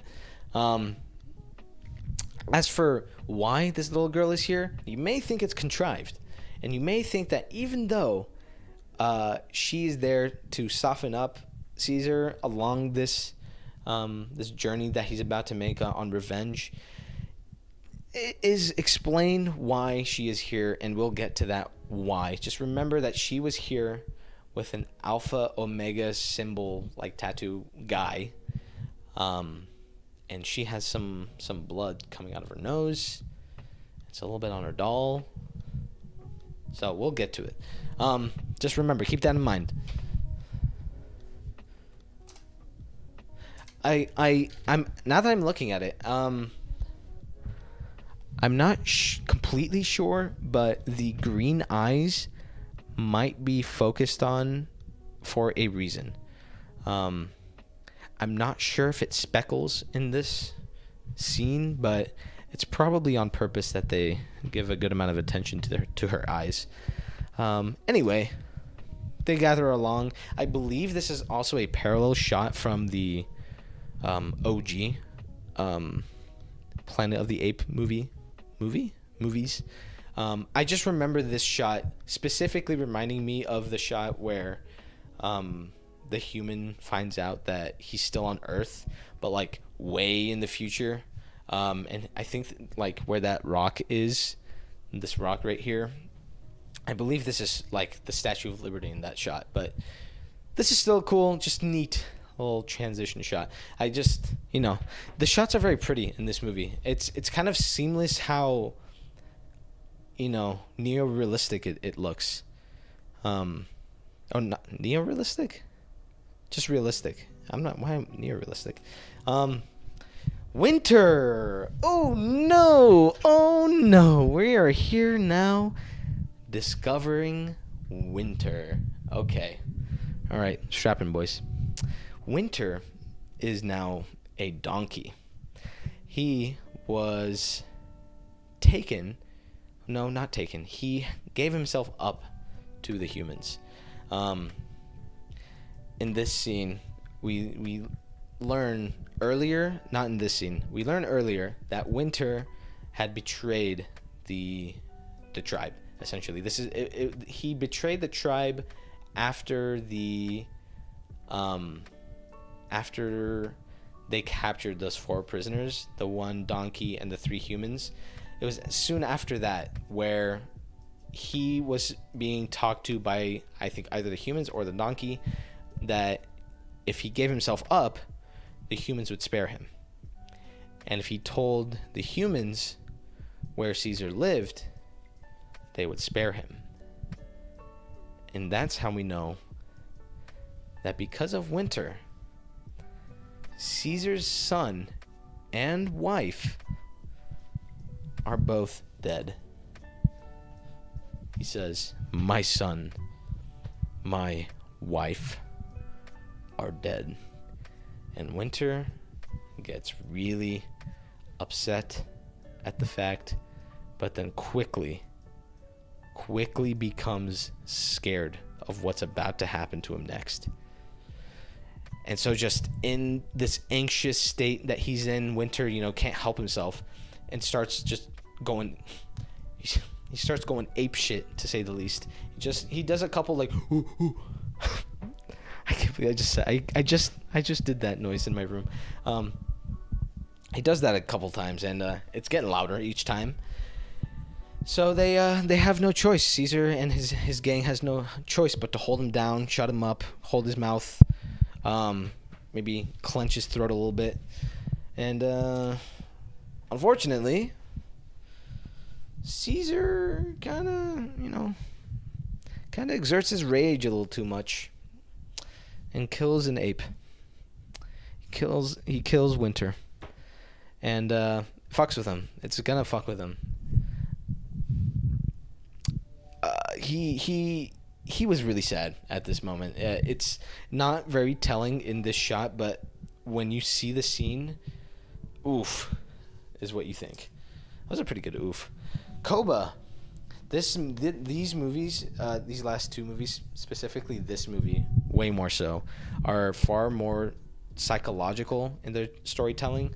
That first shot with Donkey, there's a lot of just in their headspace, in their shoes, like what they're seeing, what they're hearing, what they're feeling, psychological, impact. We can just tell. Another way that we can tell, another example, is with Caesar. He sees Koba right in front of him in the flame. Koba says, "Remember, ape, not kill ape." And then Caesar wakes up out of the trance, and then moves along, haunted by Koba, nevertheless, but very much bothered by it. I'm not sure why I said but bothered by it. Doesn't make any sense, but that's grammar. Okay. The apes keep moving along, and they see a couple humans. Did I say the humans keep going along? The chimps, the apes, keep going along and find a couple humans in the wintry snow, arguably looking like they're beat up, but it's actually just blood, a lot of blood coming out of their noses. And then as they pick them up, try to get them, comfortable, they can't speak. They realize that, hey, they just cannot talk. This is also something that they learned with the little girl earlier. She cannot talk either. We also see, we also see the little bit of dried blood from her nostril too. But she cannot talk. This is a very specific issue with humans. And we'll get to see why. I may as well explain it now, because it might get a little too much later. So basically, the simian flu has now a mutation. And that mutation is far more deadly and gets rid of speech. Super bad, super ugly. As you can see with the incredibly bloody nose that this guy has. Not very healthy for anyone. Except the little girl. That little girl's a little immune. But not everybody is immune, of course. This shot is with a new ape that we find.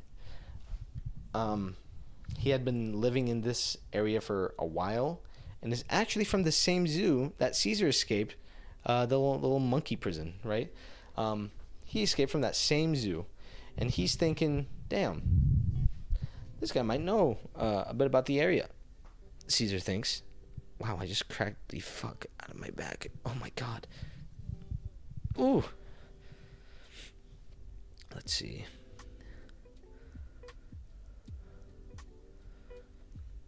Okay. So, this new ape, I don't remember his name either, but he says, you will find son at human zoo. Caesar asked him about whether they have seen like humans in the area, what he knows. He says, yeah, no, there's a human zoo where they have like a little, it's essentially a concentration camp, but also for humans, he says. And so they go there. But before he, first, joined on allowing them to go there, he was really hesitant. He didn't want to go there. He's like, no, I'm not going to tell you where to go. We're just going to chill here. You guys are going to rest and get going on your way tomorrow. But later in the night, he's talking to Caesar, and Caesar's like, they get into conversation. Caesar says, damn, they killed my son and my wife, these humans. And so this new chimp is like, hey, I used to have a son too. He's at the human zoo. You think you can maybe get him? Caesar says maybe. And so that kind of lets him know, like, okay, I'll let them go. I'll let them go to it. I'll lead them there. And so they go on their way the next day. Before they go, the gorilla of the group gives a little flower to the little girl. It's a very cute scene. And I'm bringing the scene up for a reason. We'll see in the next slide. But he picks out a petal and puts it in her ear. Very, very cute little scene. Matt Reeves has a lot of scenes like this in these movies, specifically these last two. There's just a lot of slow, introduce and just examples of humanity coming off from these apes, right? Just pure stuff. Yeah, the gorilla dies. Yeah. Gorilla dies because they got ambushed by a couple of humans that found out they were looking at their fortress. Yeah, the gorilla gets stabbed and dies kind of on the spot. Gorilla's crying, sobbing, in fact, and puts the little petal of flowers on his ear. It's just super cute. Got me a little teary-eyed, not gonna lie. Also, the CGI, great. We also see Caesar just kind of being friendly with her as well, kind of warming up, softening up his heart. But it is not without reason, of course, like I said before, that they found her. There is a good reason as to why and how they found her.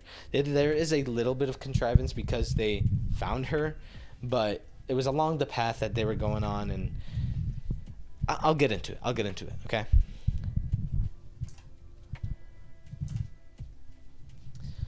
Caesar, after seeing his gorilla friend, Maurice, is like, hey, it's this might not be a good idea. We should probably go back to, just go home. It's not too late to change that. They're not going to reach us out there.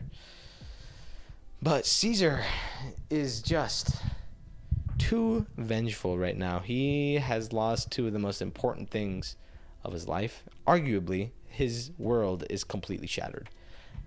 He does know he has Cornelius. He does know he has the tribe, but he is not focusing on that at all. He is completely blinded by his vengeance, and just hatred for humans. So he keeps going. The other chimps go back and try to follow the tribe. But Caesar's findings are that the tribe are there at the human zoo. This is actually it's essentially a concentration camps for chimps. I'm not sure why they call it the human zoo. It kind of threw me off a little bit. But Caesar finds a strung up chimp on like one of those wooden pieces. I'm not sure what you call them, but they're like on Omaha Beach and stuff. Wow.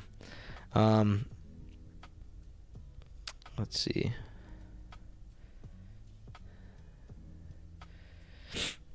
Yeah, Caesar, rightfully hell-bent on rage, blind by rage, after losing almost everything, refuses to listen to Maurice's wisdom despite knowing he's right.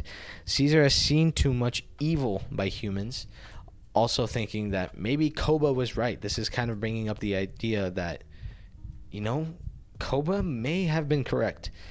And he still gets haunted by Koba. We'll see later on as well. I'm not sure if I included the screenshot. We'll see. But I will definitely, talk about it.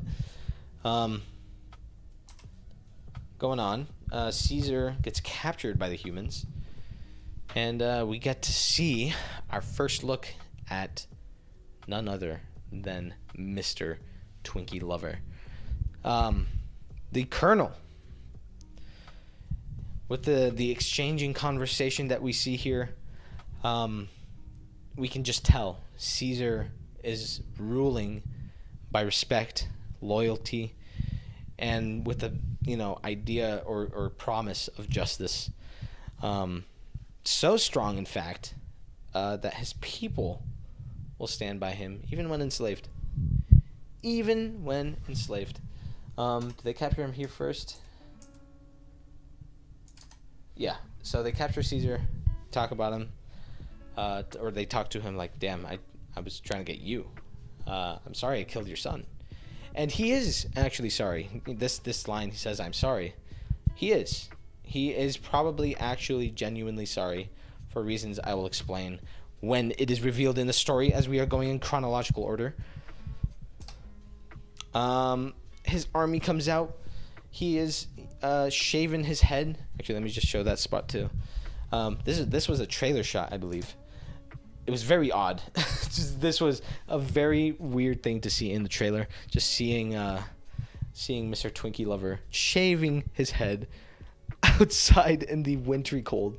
Kind of hard. It goes off hard, but just also weird. It's why I'm not sure. I don't know. Yeah, we see the Colonel also blows the horn, or I guess starts off the music that forces the monkeys. Fuck. That forces the apes to work, and they're going to work as slaves. They are building. Wow. They are building a wall. Why are they building a wall, you say?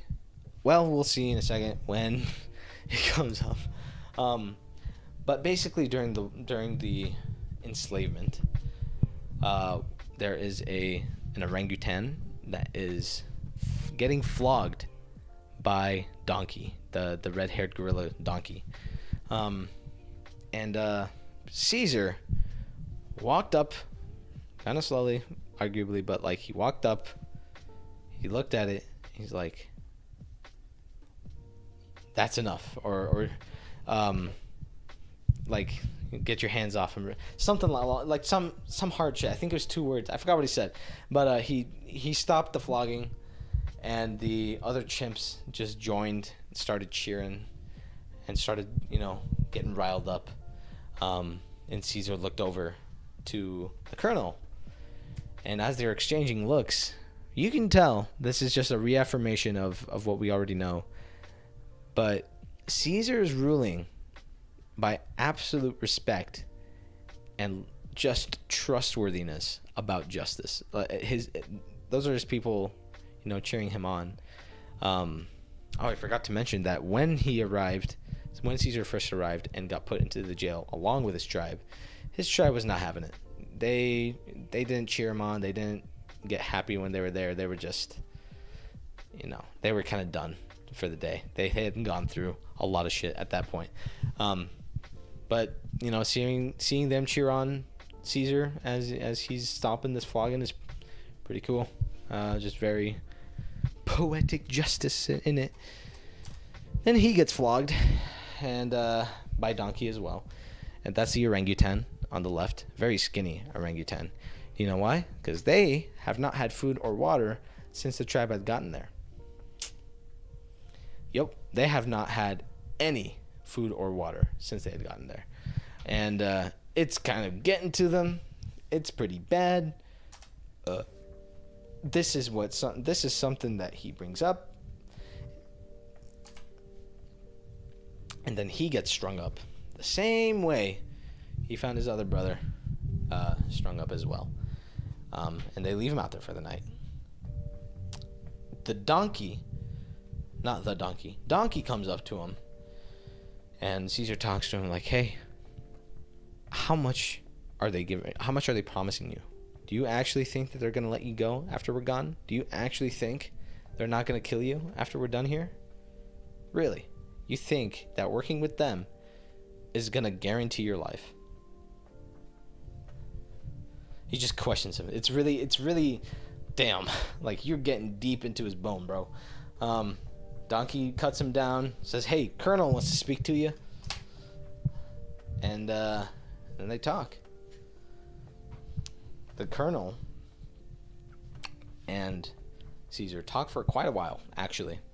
Let me actually see what I had written down, because there was quite a bit of conversation in this.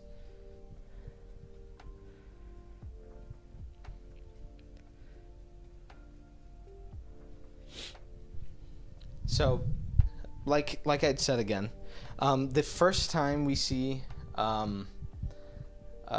the difference in leadership styles between the two is at the scene where the enslavement scene where they were flogging the orangutan. This is the second scene where we see that reaffirmation come through. They say it verbally, but they don't need to. You can tell. But throughout the conversation, we understand the colonels. I read as colonel, and it's colonel. It's bizarre. We see the colonel's, motivation, and he is also vengeful, but against the apes. Why? Because he hates the idea of human-defining traits being robbed of them. He had to kill his own child for the greater good, so the virus doesn't spread because of this mutation specifically. He held up the gun to him. He pulled the trigger. It's a very good scene. I'm not going to be able to do it justice by just this screenshot of because you kill your own men.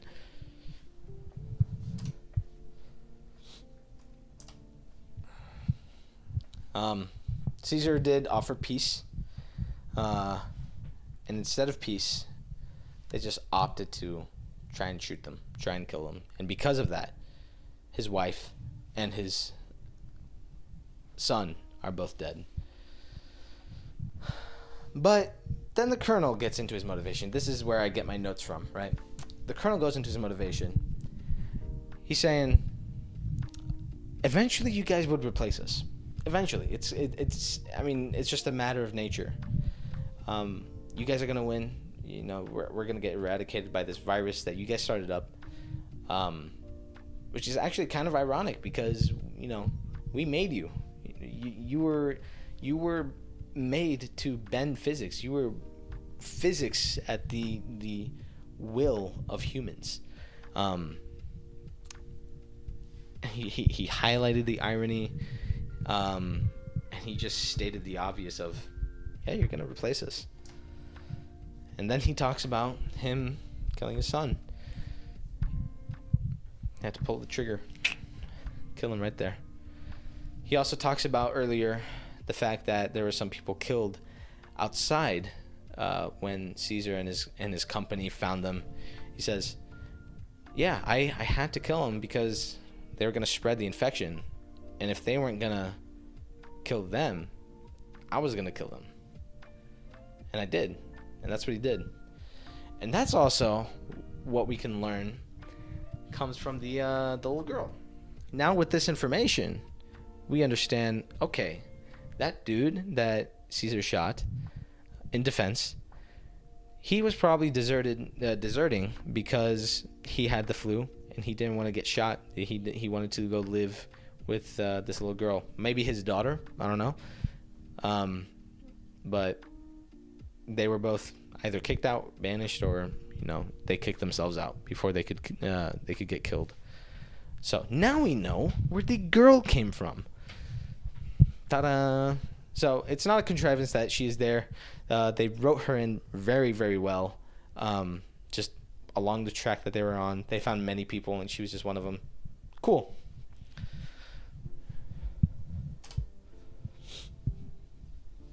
Yeah, that's right. After he killed his son, he said, "Yeah, that's where I became purified. That's where my conscience. That's why my mind became clear. My purpose became clear. I know what I have to do. I have to kill every single one of these motherfucking apes. Stop this virus from getting there, from infecting more of us. That way we can, thrive." And he repeats again and again. This is the second or third time. I believe there is 3 total times he says this, but he does mean it when he says, "I didn't mean to kill your son," because he had his own son. He had an own son that he sympathizes with Caesar with. It's cool. It's nice to see like 2 characters relating to each other that are completely opposite of each other. This is what I mean about when characters have their own motivations, their own autonomy, their own choices that they make for their own reasons. I think this is the best of the 3 movies in terms of characterization, at the very least. But I do believe this is also the best of the 3 movies. Easily.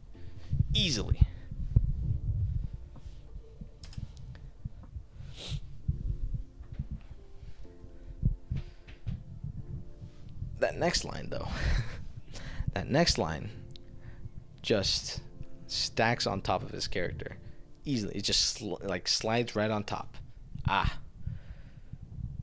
He is actually kind of glad that he accidentally killed the wrong Caesar. He is happy that he shot the next heir of Caesar's quote-unquote unholy kingdom. This guy is a human supremacist, like actual. So the little girl and the other Maurice and Rocket, they find them. They find the camp where the chimps are also stored, and the little girl, I'm not sure how or why, but the little girl manages to just stroll on in. She manages to just walk into the prison and starts feeding water to Caesar. That's what this screenshot is. She's feeding the bucket of water to him. And then she also goes to the other side where the other chimps are held, grabs some food from them. Oh yeah, that's right. I forgot to mention, the colonel actually does give them food and water. The efforts that was made by Caesar actually came to fruition and got the rest of the chimps food and water because they need to build this wall. That's something that Caesar brought up. Like, hey, if you want this wall built, I know you're not doing it for yourself, or I know you're not doing it so that the other army in the north of the U.S.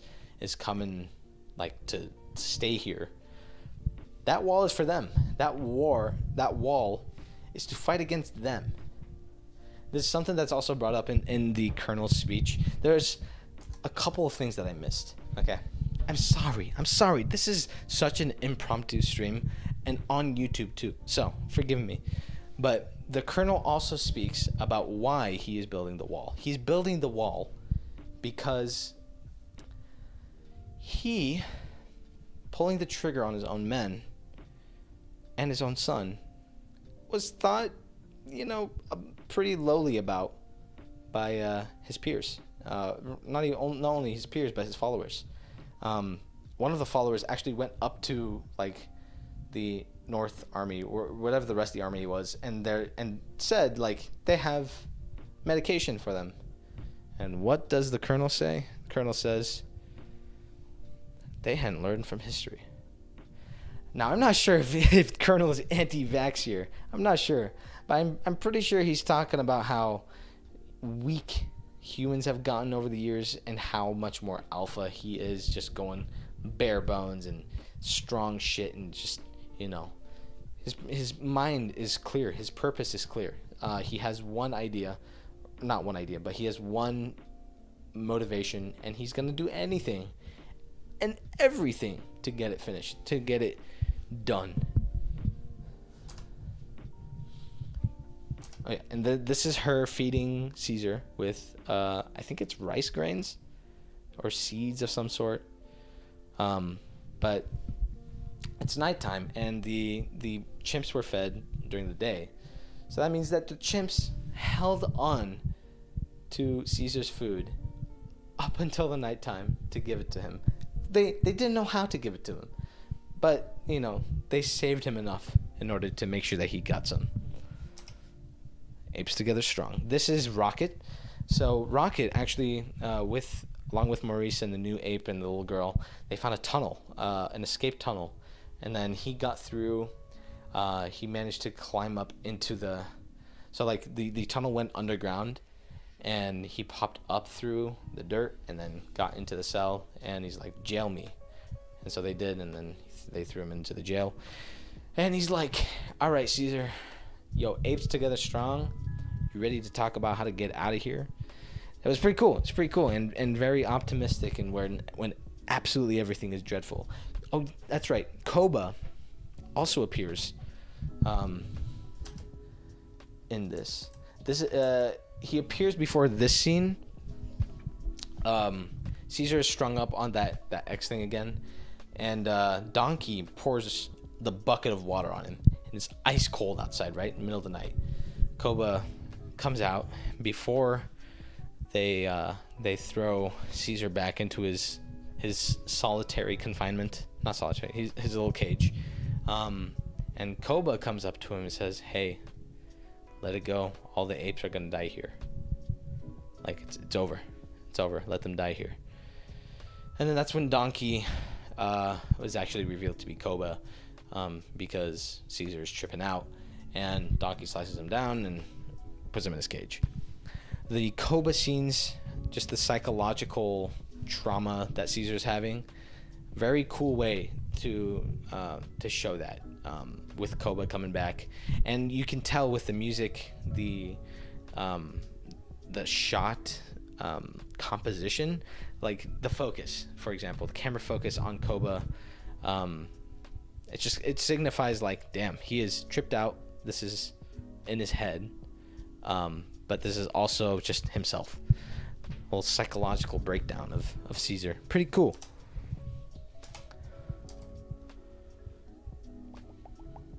So Maurice, the little girl, and the new ape,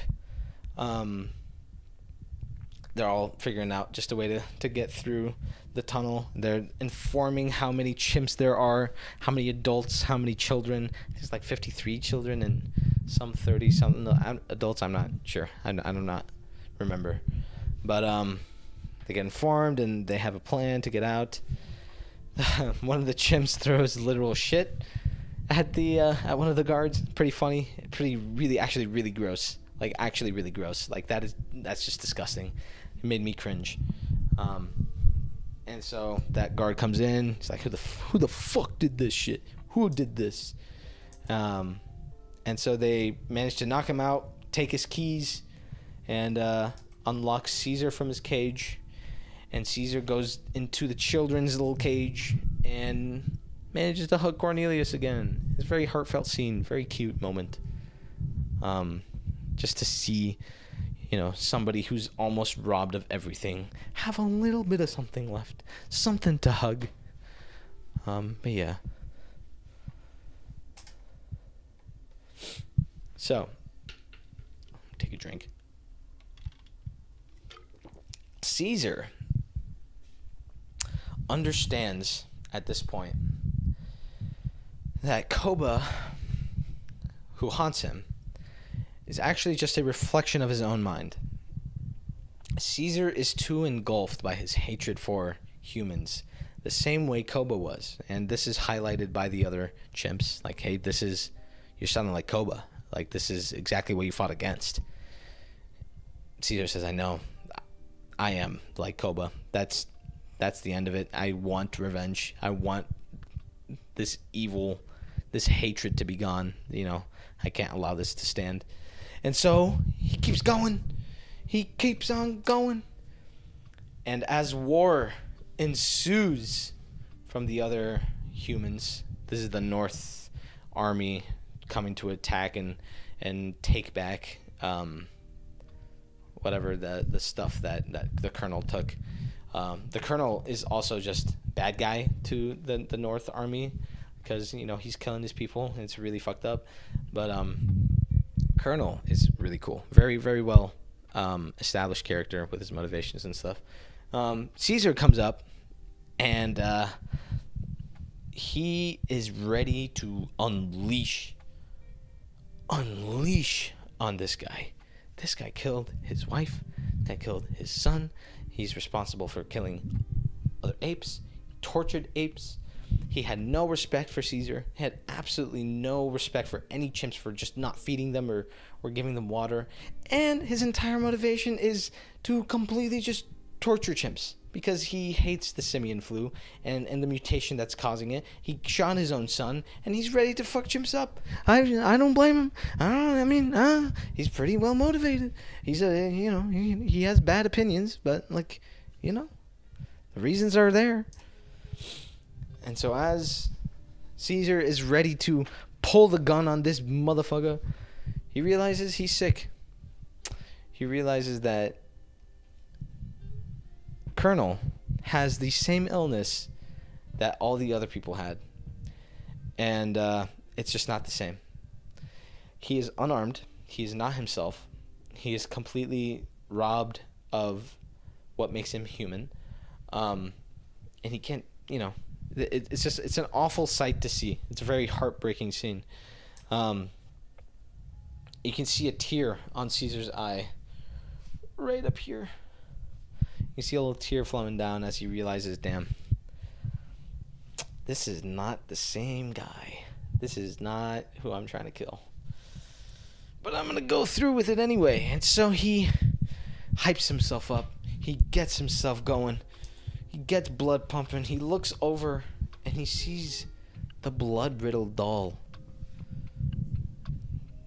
The same blood-riddled doll that came from the girl who had a bloody nose, arguably had the virus in her, but she was immune, right? So that doll, when the girl came to give water to Caesar, she left the doll for him, and that doll was picked up by Colonel when they released him from the cage that next morning.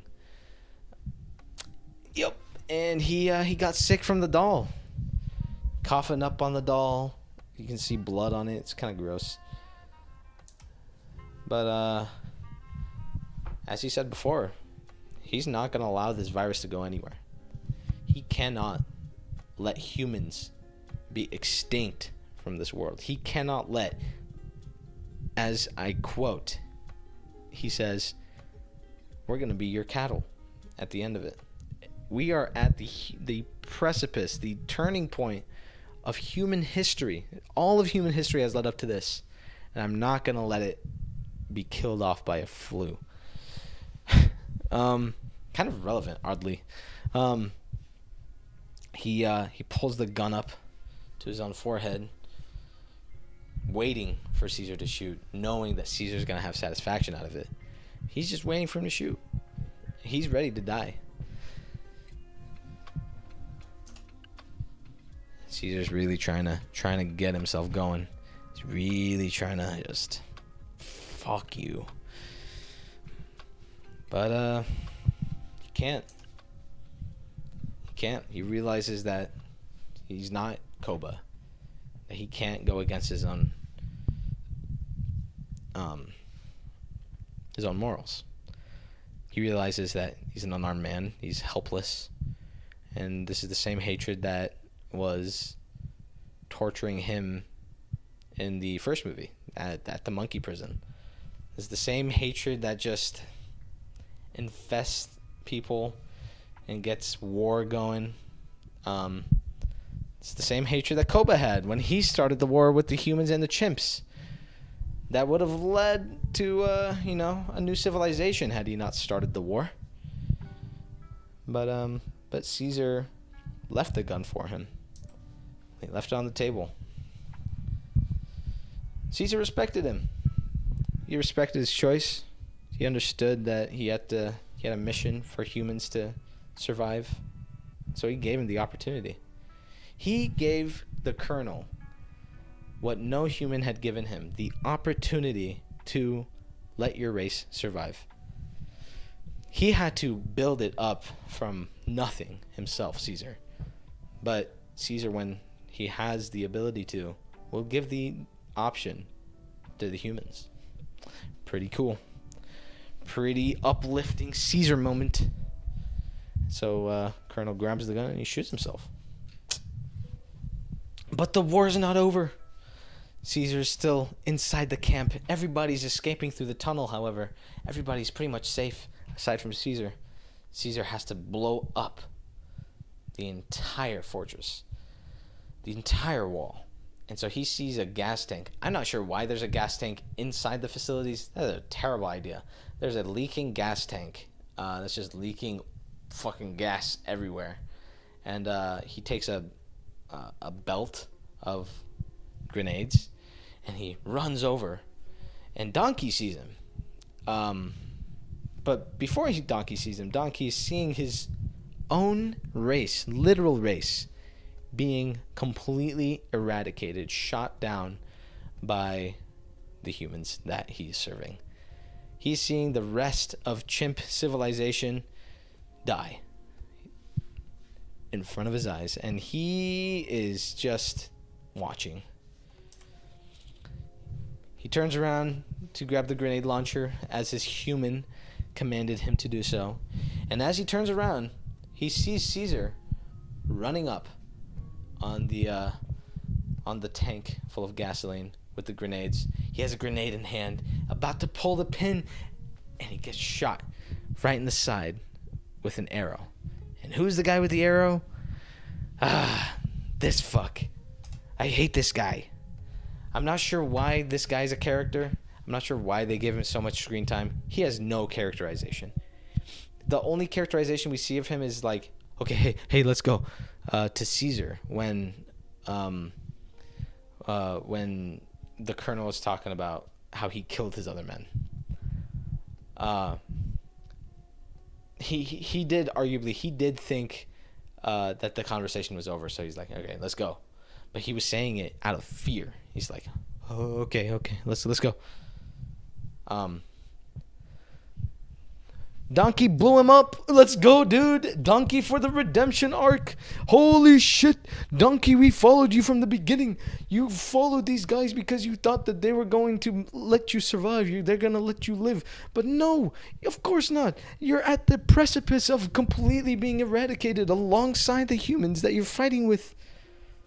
And so you redeem yourself. Let's go, dude. But then you got shot and died. So there's that. Pretty cool death though. It's kind of a, what do you call it? Not blazing saddles. You're dying in a blaze of glory or something like that. Very neat. I like Donkey now. Caesar manages to throw the grenades, blowing up the entire wall. And seeing, this is just a neat shot. I don't know. I just saw it. I was like, cool. Aesthetic. And then Caesar goes down into the tunnel and goes onto the other side of the wall, and he sees the fortress completely burning down. Alongside, these are all the other North Army guys who are celebrating in victory after killing the colonel and his followers. And it's almost the end. But Caesar is just looking upon the destruction. And one of those guys looks up at him, and slowly, more and more people look. And that guy right in the middle. The guy right in the middle. He's like, let me shoot him.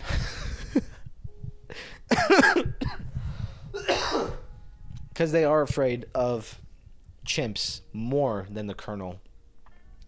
So it probably would have ended up the same way. They probably would have ended up going to war with the chimps as well.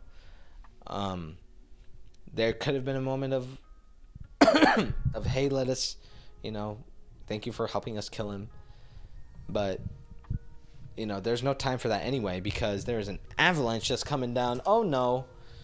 And this avalanche, Caesar narrowly escapes this avalanche. None of the other humans in that army manage to live. None. Not one. We don't see any of them live or try to climb out of the snow after it comes down. And if you don't know how avalanches work, by the way, they work after large explosions at some location, or just a lot of vibrations. So when Caesar blew those things up, it was bound to be. Yeah, Caesar narrowly escapes. He's hugging a tree right here that he's holding on for dear life as the snow tears apart the area, and kills all the humans. And the chimps celebrate after learning that not only do they not have to deal with Colonel or those humans anymore, but they don't have to deal with any humans. They've arguably just seen the eradication of the rest of humans. And it's really like, damn, I feel for them. I was like, damn, hell yeah, I would be mad at them too. Fuck them. A weird scene though. The girl is also saying yay. I mean, I know she's seen like bad shit that humans done to him, but I don't know. I don't know. Seeing your entire like race eradicated before you. I don't know if she understands that that's what's going on, but I don't know. If Caesar saw his own people, who I guess they were, humans were oppressing the chimps. Fuck them. Never mind. Yep, I would be celebrating too, like the little girl. And so, then they find their home. Finally, once and for all, they come upon it, and it's beautiful. Look at that shit. It's so pretty. CGI is a little wonky here. I'm not exactly sure why. But this is one of the only scenes in the movie where I was thinking, oh, that's CGI, clearly. The arrow is still inside of Caesar at this point. They never take it out or do any sort of surgery or anything. Obviously, they can't. But Caesar is just happy. He is finally at peace that his people are not going to get oppressed. And then he's telling Maurice, like, hey, we fucking did it. We did it, dude. Let's see what my notes say.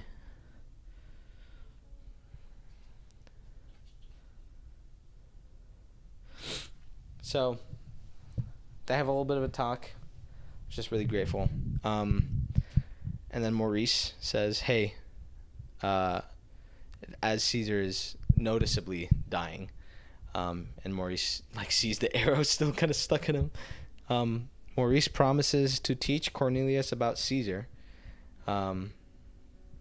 which gives us enough to, understand what Cornelius comes to be in the original Apes movies. But it was just a really nice ending. Caesar slowly just passes, slowly just falls asleep, and that's the end of the movie, and that's the end of the trilogy, and that's how it ends. And it's really good, and I really fucking love it. Each character, almost, if they don't have a complete backstory, have some sort of play inside of the plot. And I'm talking about all the movies. I know I kind of dog on the characters in the first movie, but I know James Franco isn't, I don't think James Franco is a very good cast. I'm going to be honest, but he is characterized well. His character is well done. Like, he has the reason as to why he's studying Alzheimer's. He is saving chimps. He's just kind to them. He doesn't believe in that inhumane shit. And then he actually wants to help people without, rushing things.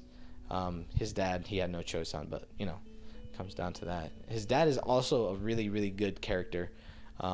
He's just a cute, lovable guy that really loves taking care of Caesar.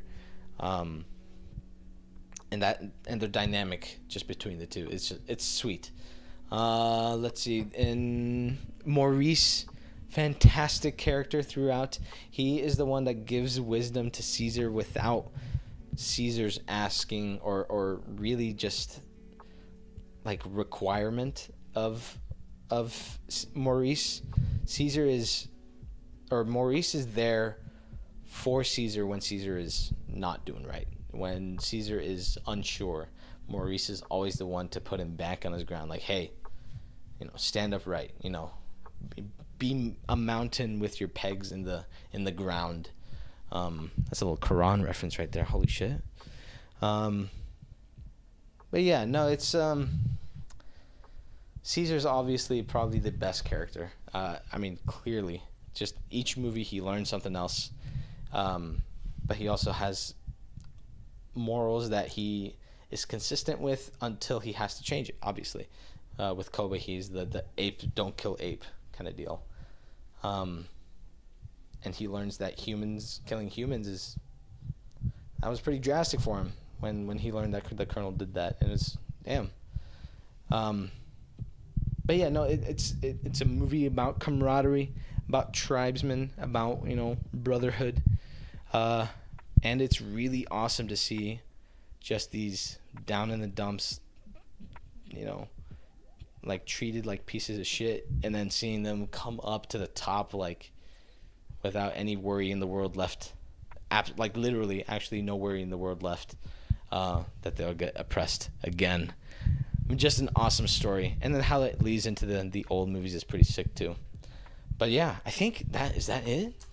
That's it. Damn. Okay. If I were to give a number rating,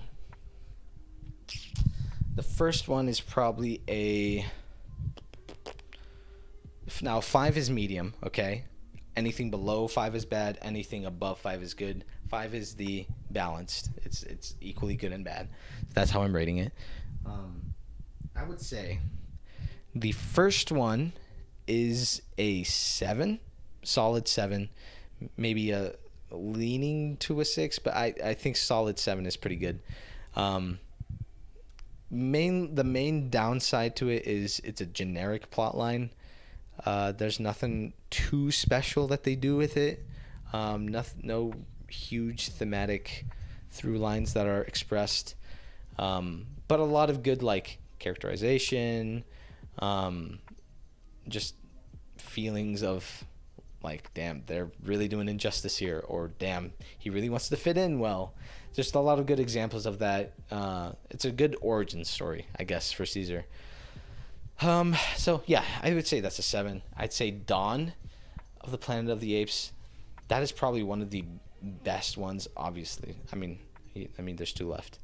That one is probably an 8, an 8.5 I would say 8. I'm not gonna go into halves. Fuck that. That shit is so dumb. I don't know why you do that. If you're gonna go 8.5, go 85 out of 100. Like why? Why would you? Okay. If you're going decimals, just go out of 100. Okay. I'm gonna go 8 out of 10 because that is noticeably better than the first movie, but it is not as good as the third movie. And the third movie is gonna be a 9 because it's not perfect. It's not. Don't tell me it is. It can be improved, but it is a 9.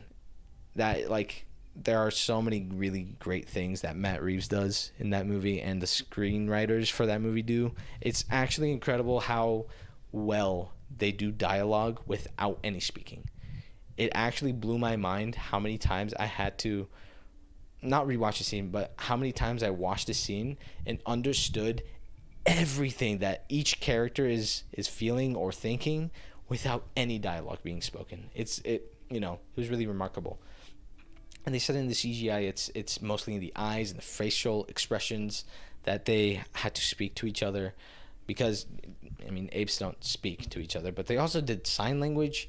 I'm not sure if that's an actual language that they built for the chimps or if that's like ASL taken for the chimps, but like there's a lot of hard work behind these movies, and it's very noticeable. It is very, very noticeable. They're also, the last 2 movies, Dawn and War, are also noticeably slower burns. It's not like action scene, and it's not completely just plot either, but there's a lot of just atmospheric scenes, such as the one with the girl in the flower, or the 4 of them walking alongside the beach. There's more stuff like that in Dawn as well, but there's a lot of that in War. Specifically in War, there's a lot of psychological just scenes. I'm speaking about Koba, but there's more than that. With Donkey, there are some scenes. I think with Blue Eyes, there's a scene, but there is a scene with Blue Eyes in Dawn where he is seeing his people getting shit on after Koba tried to start the war, or did start the war. So there's a lot of good stuff that Matt Reeves does, and I think the last 2 are probably the better ones out of the 3. Third one, obviously the best. So yeah, 7, 8, 9. I'm gonna go with that rating. Okay, are we good? I think that's it. Huh. Let's clap our hands for that. How long have we been going for? 2.5 hours. That's not bad. That's not bad. And now I can still have my night to myself. Good night. I'm gonna go away now. Okay.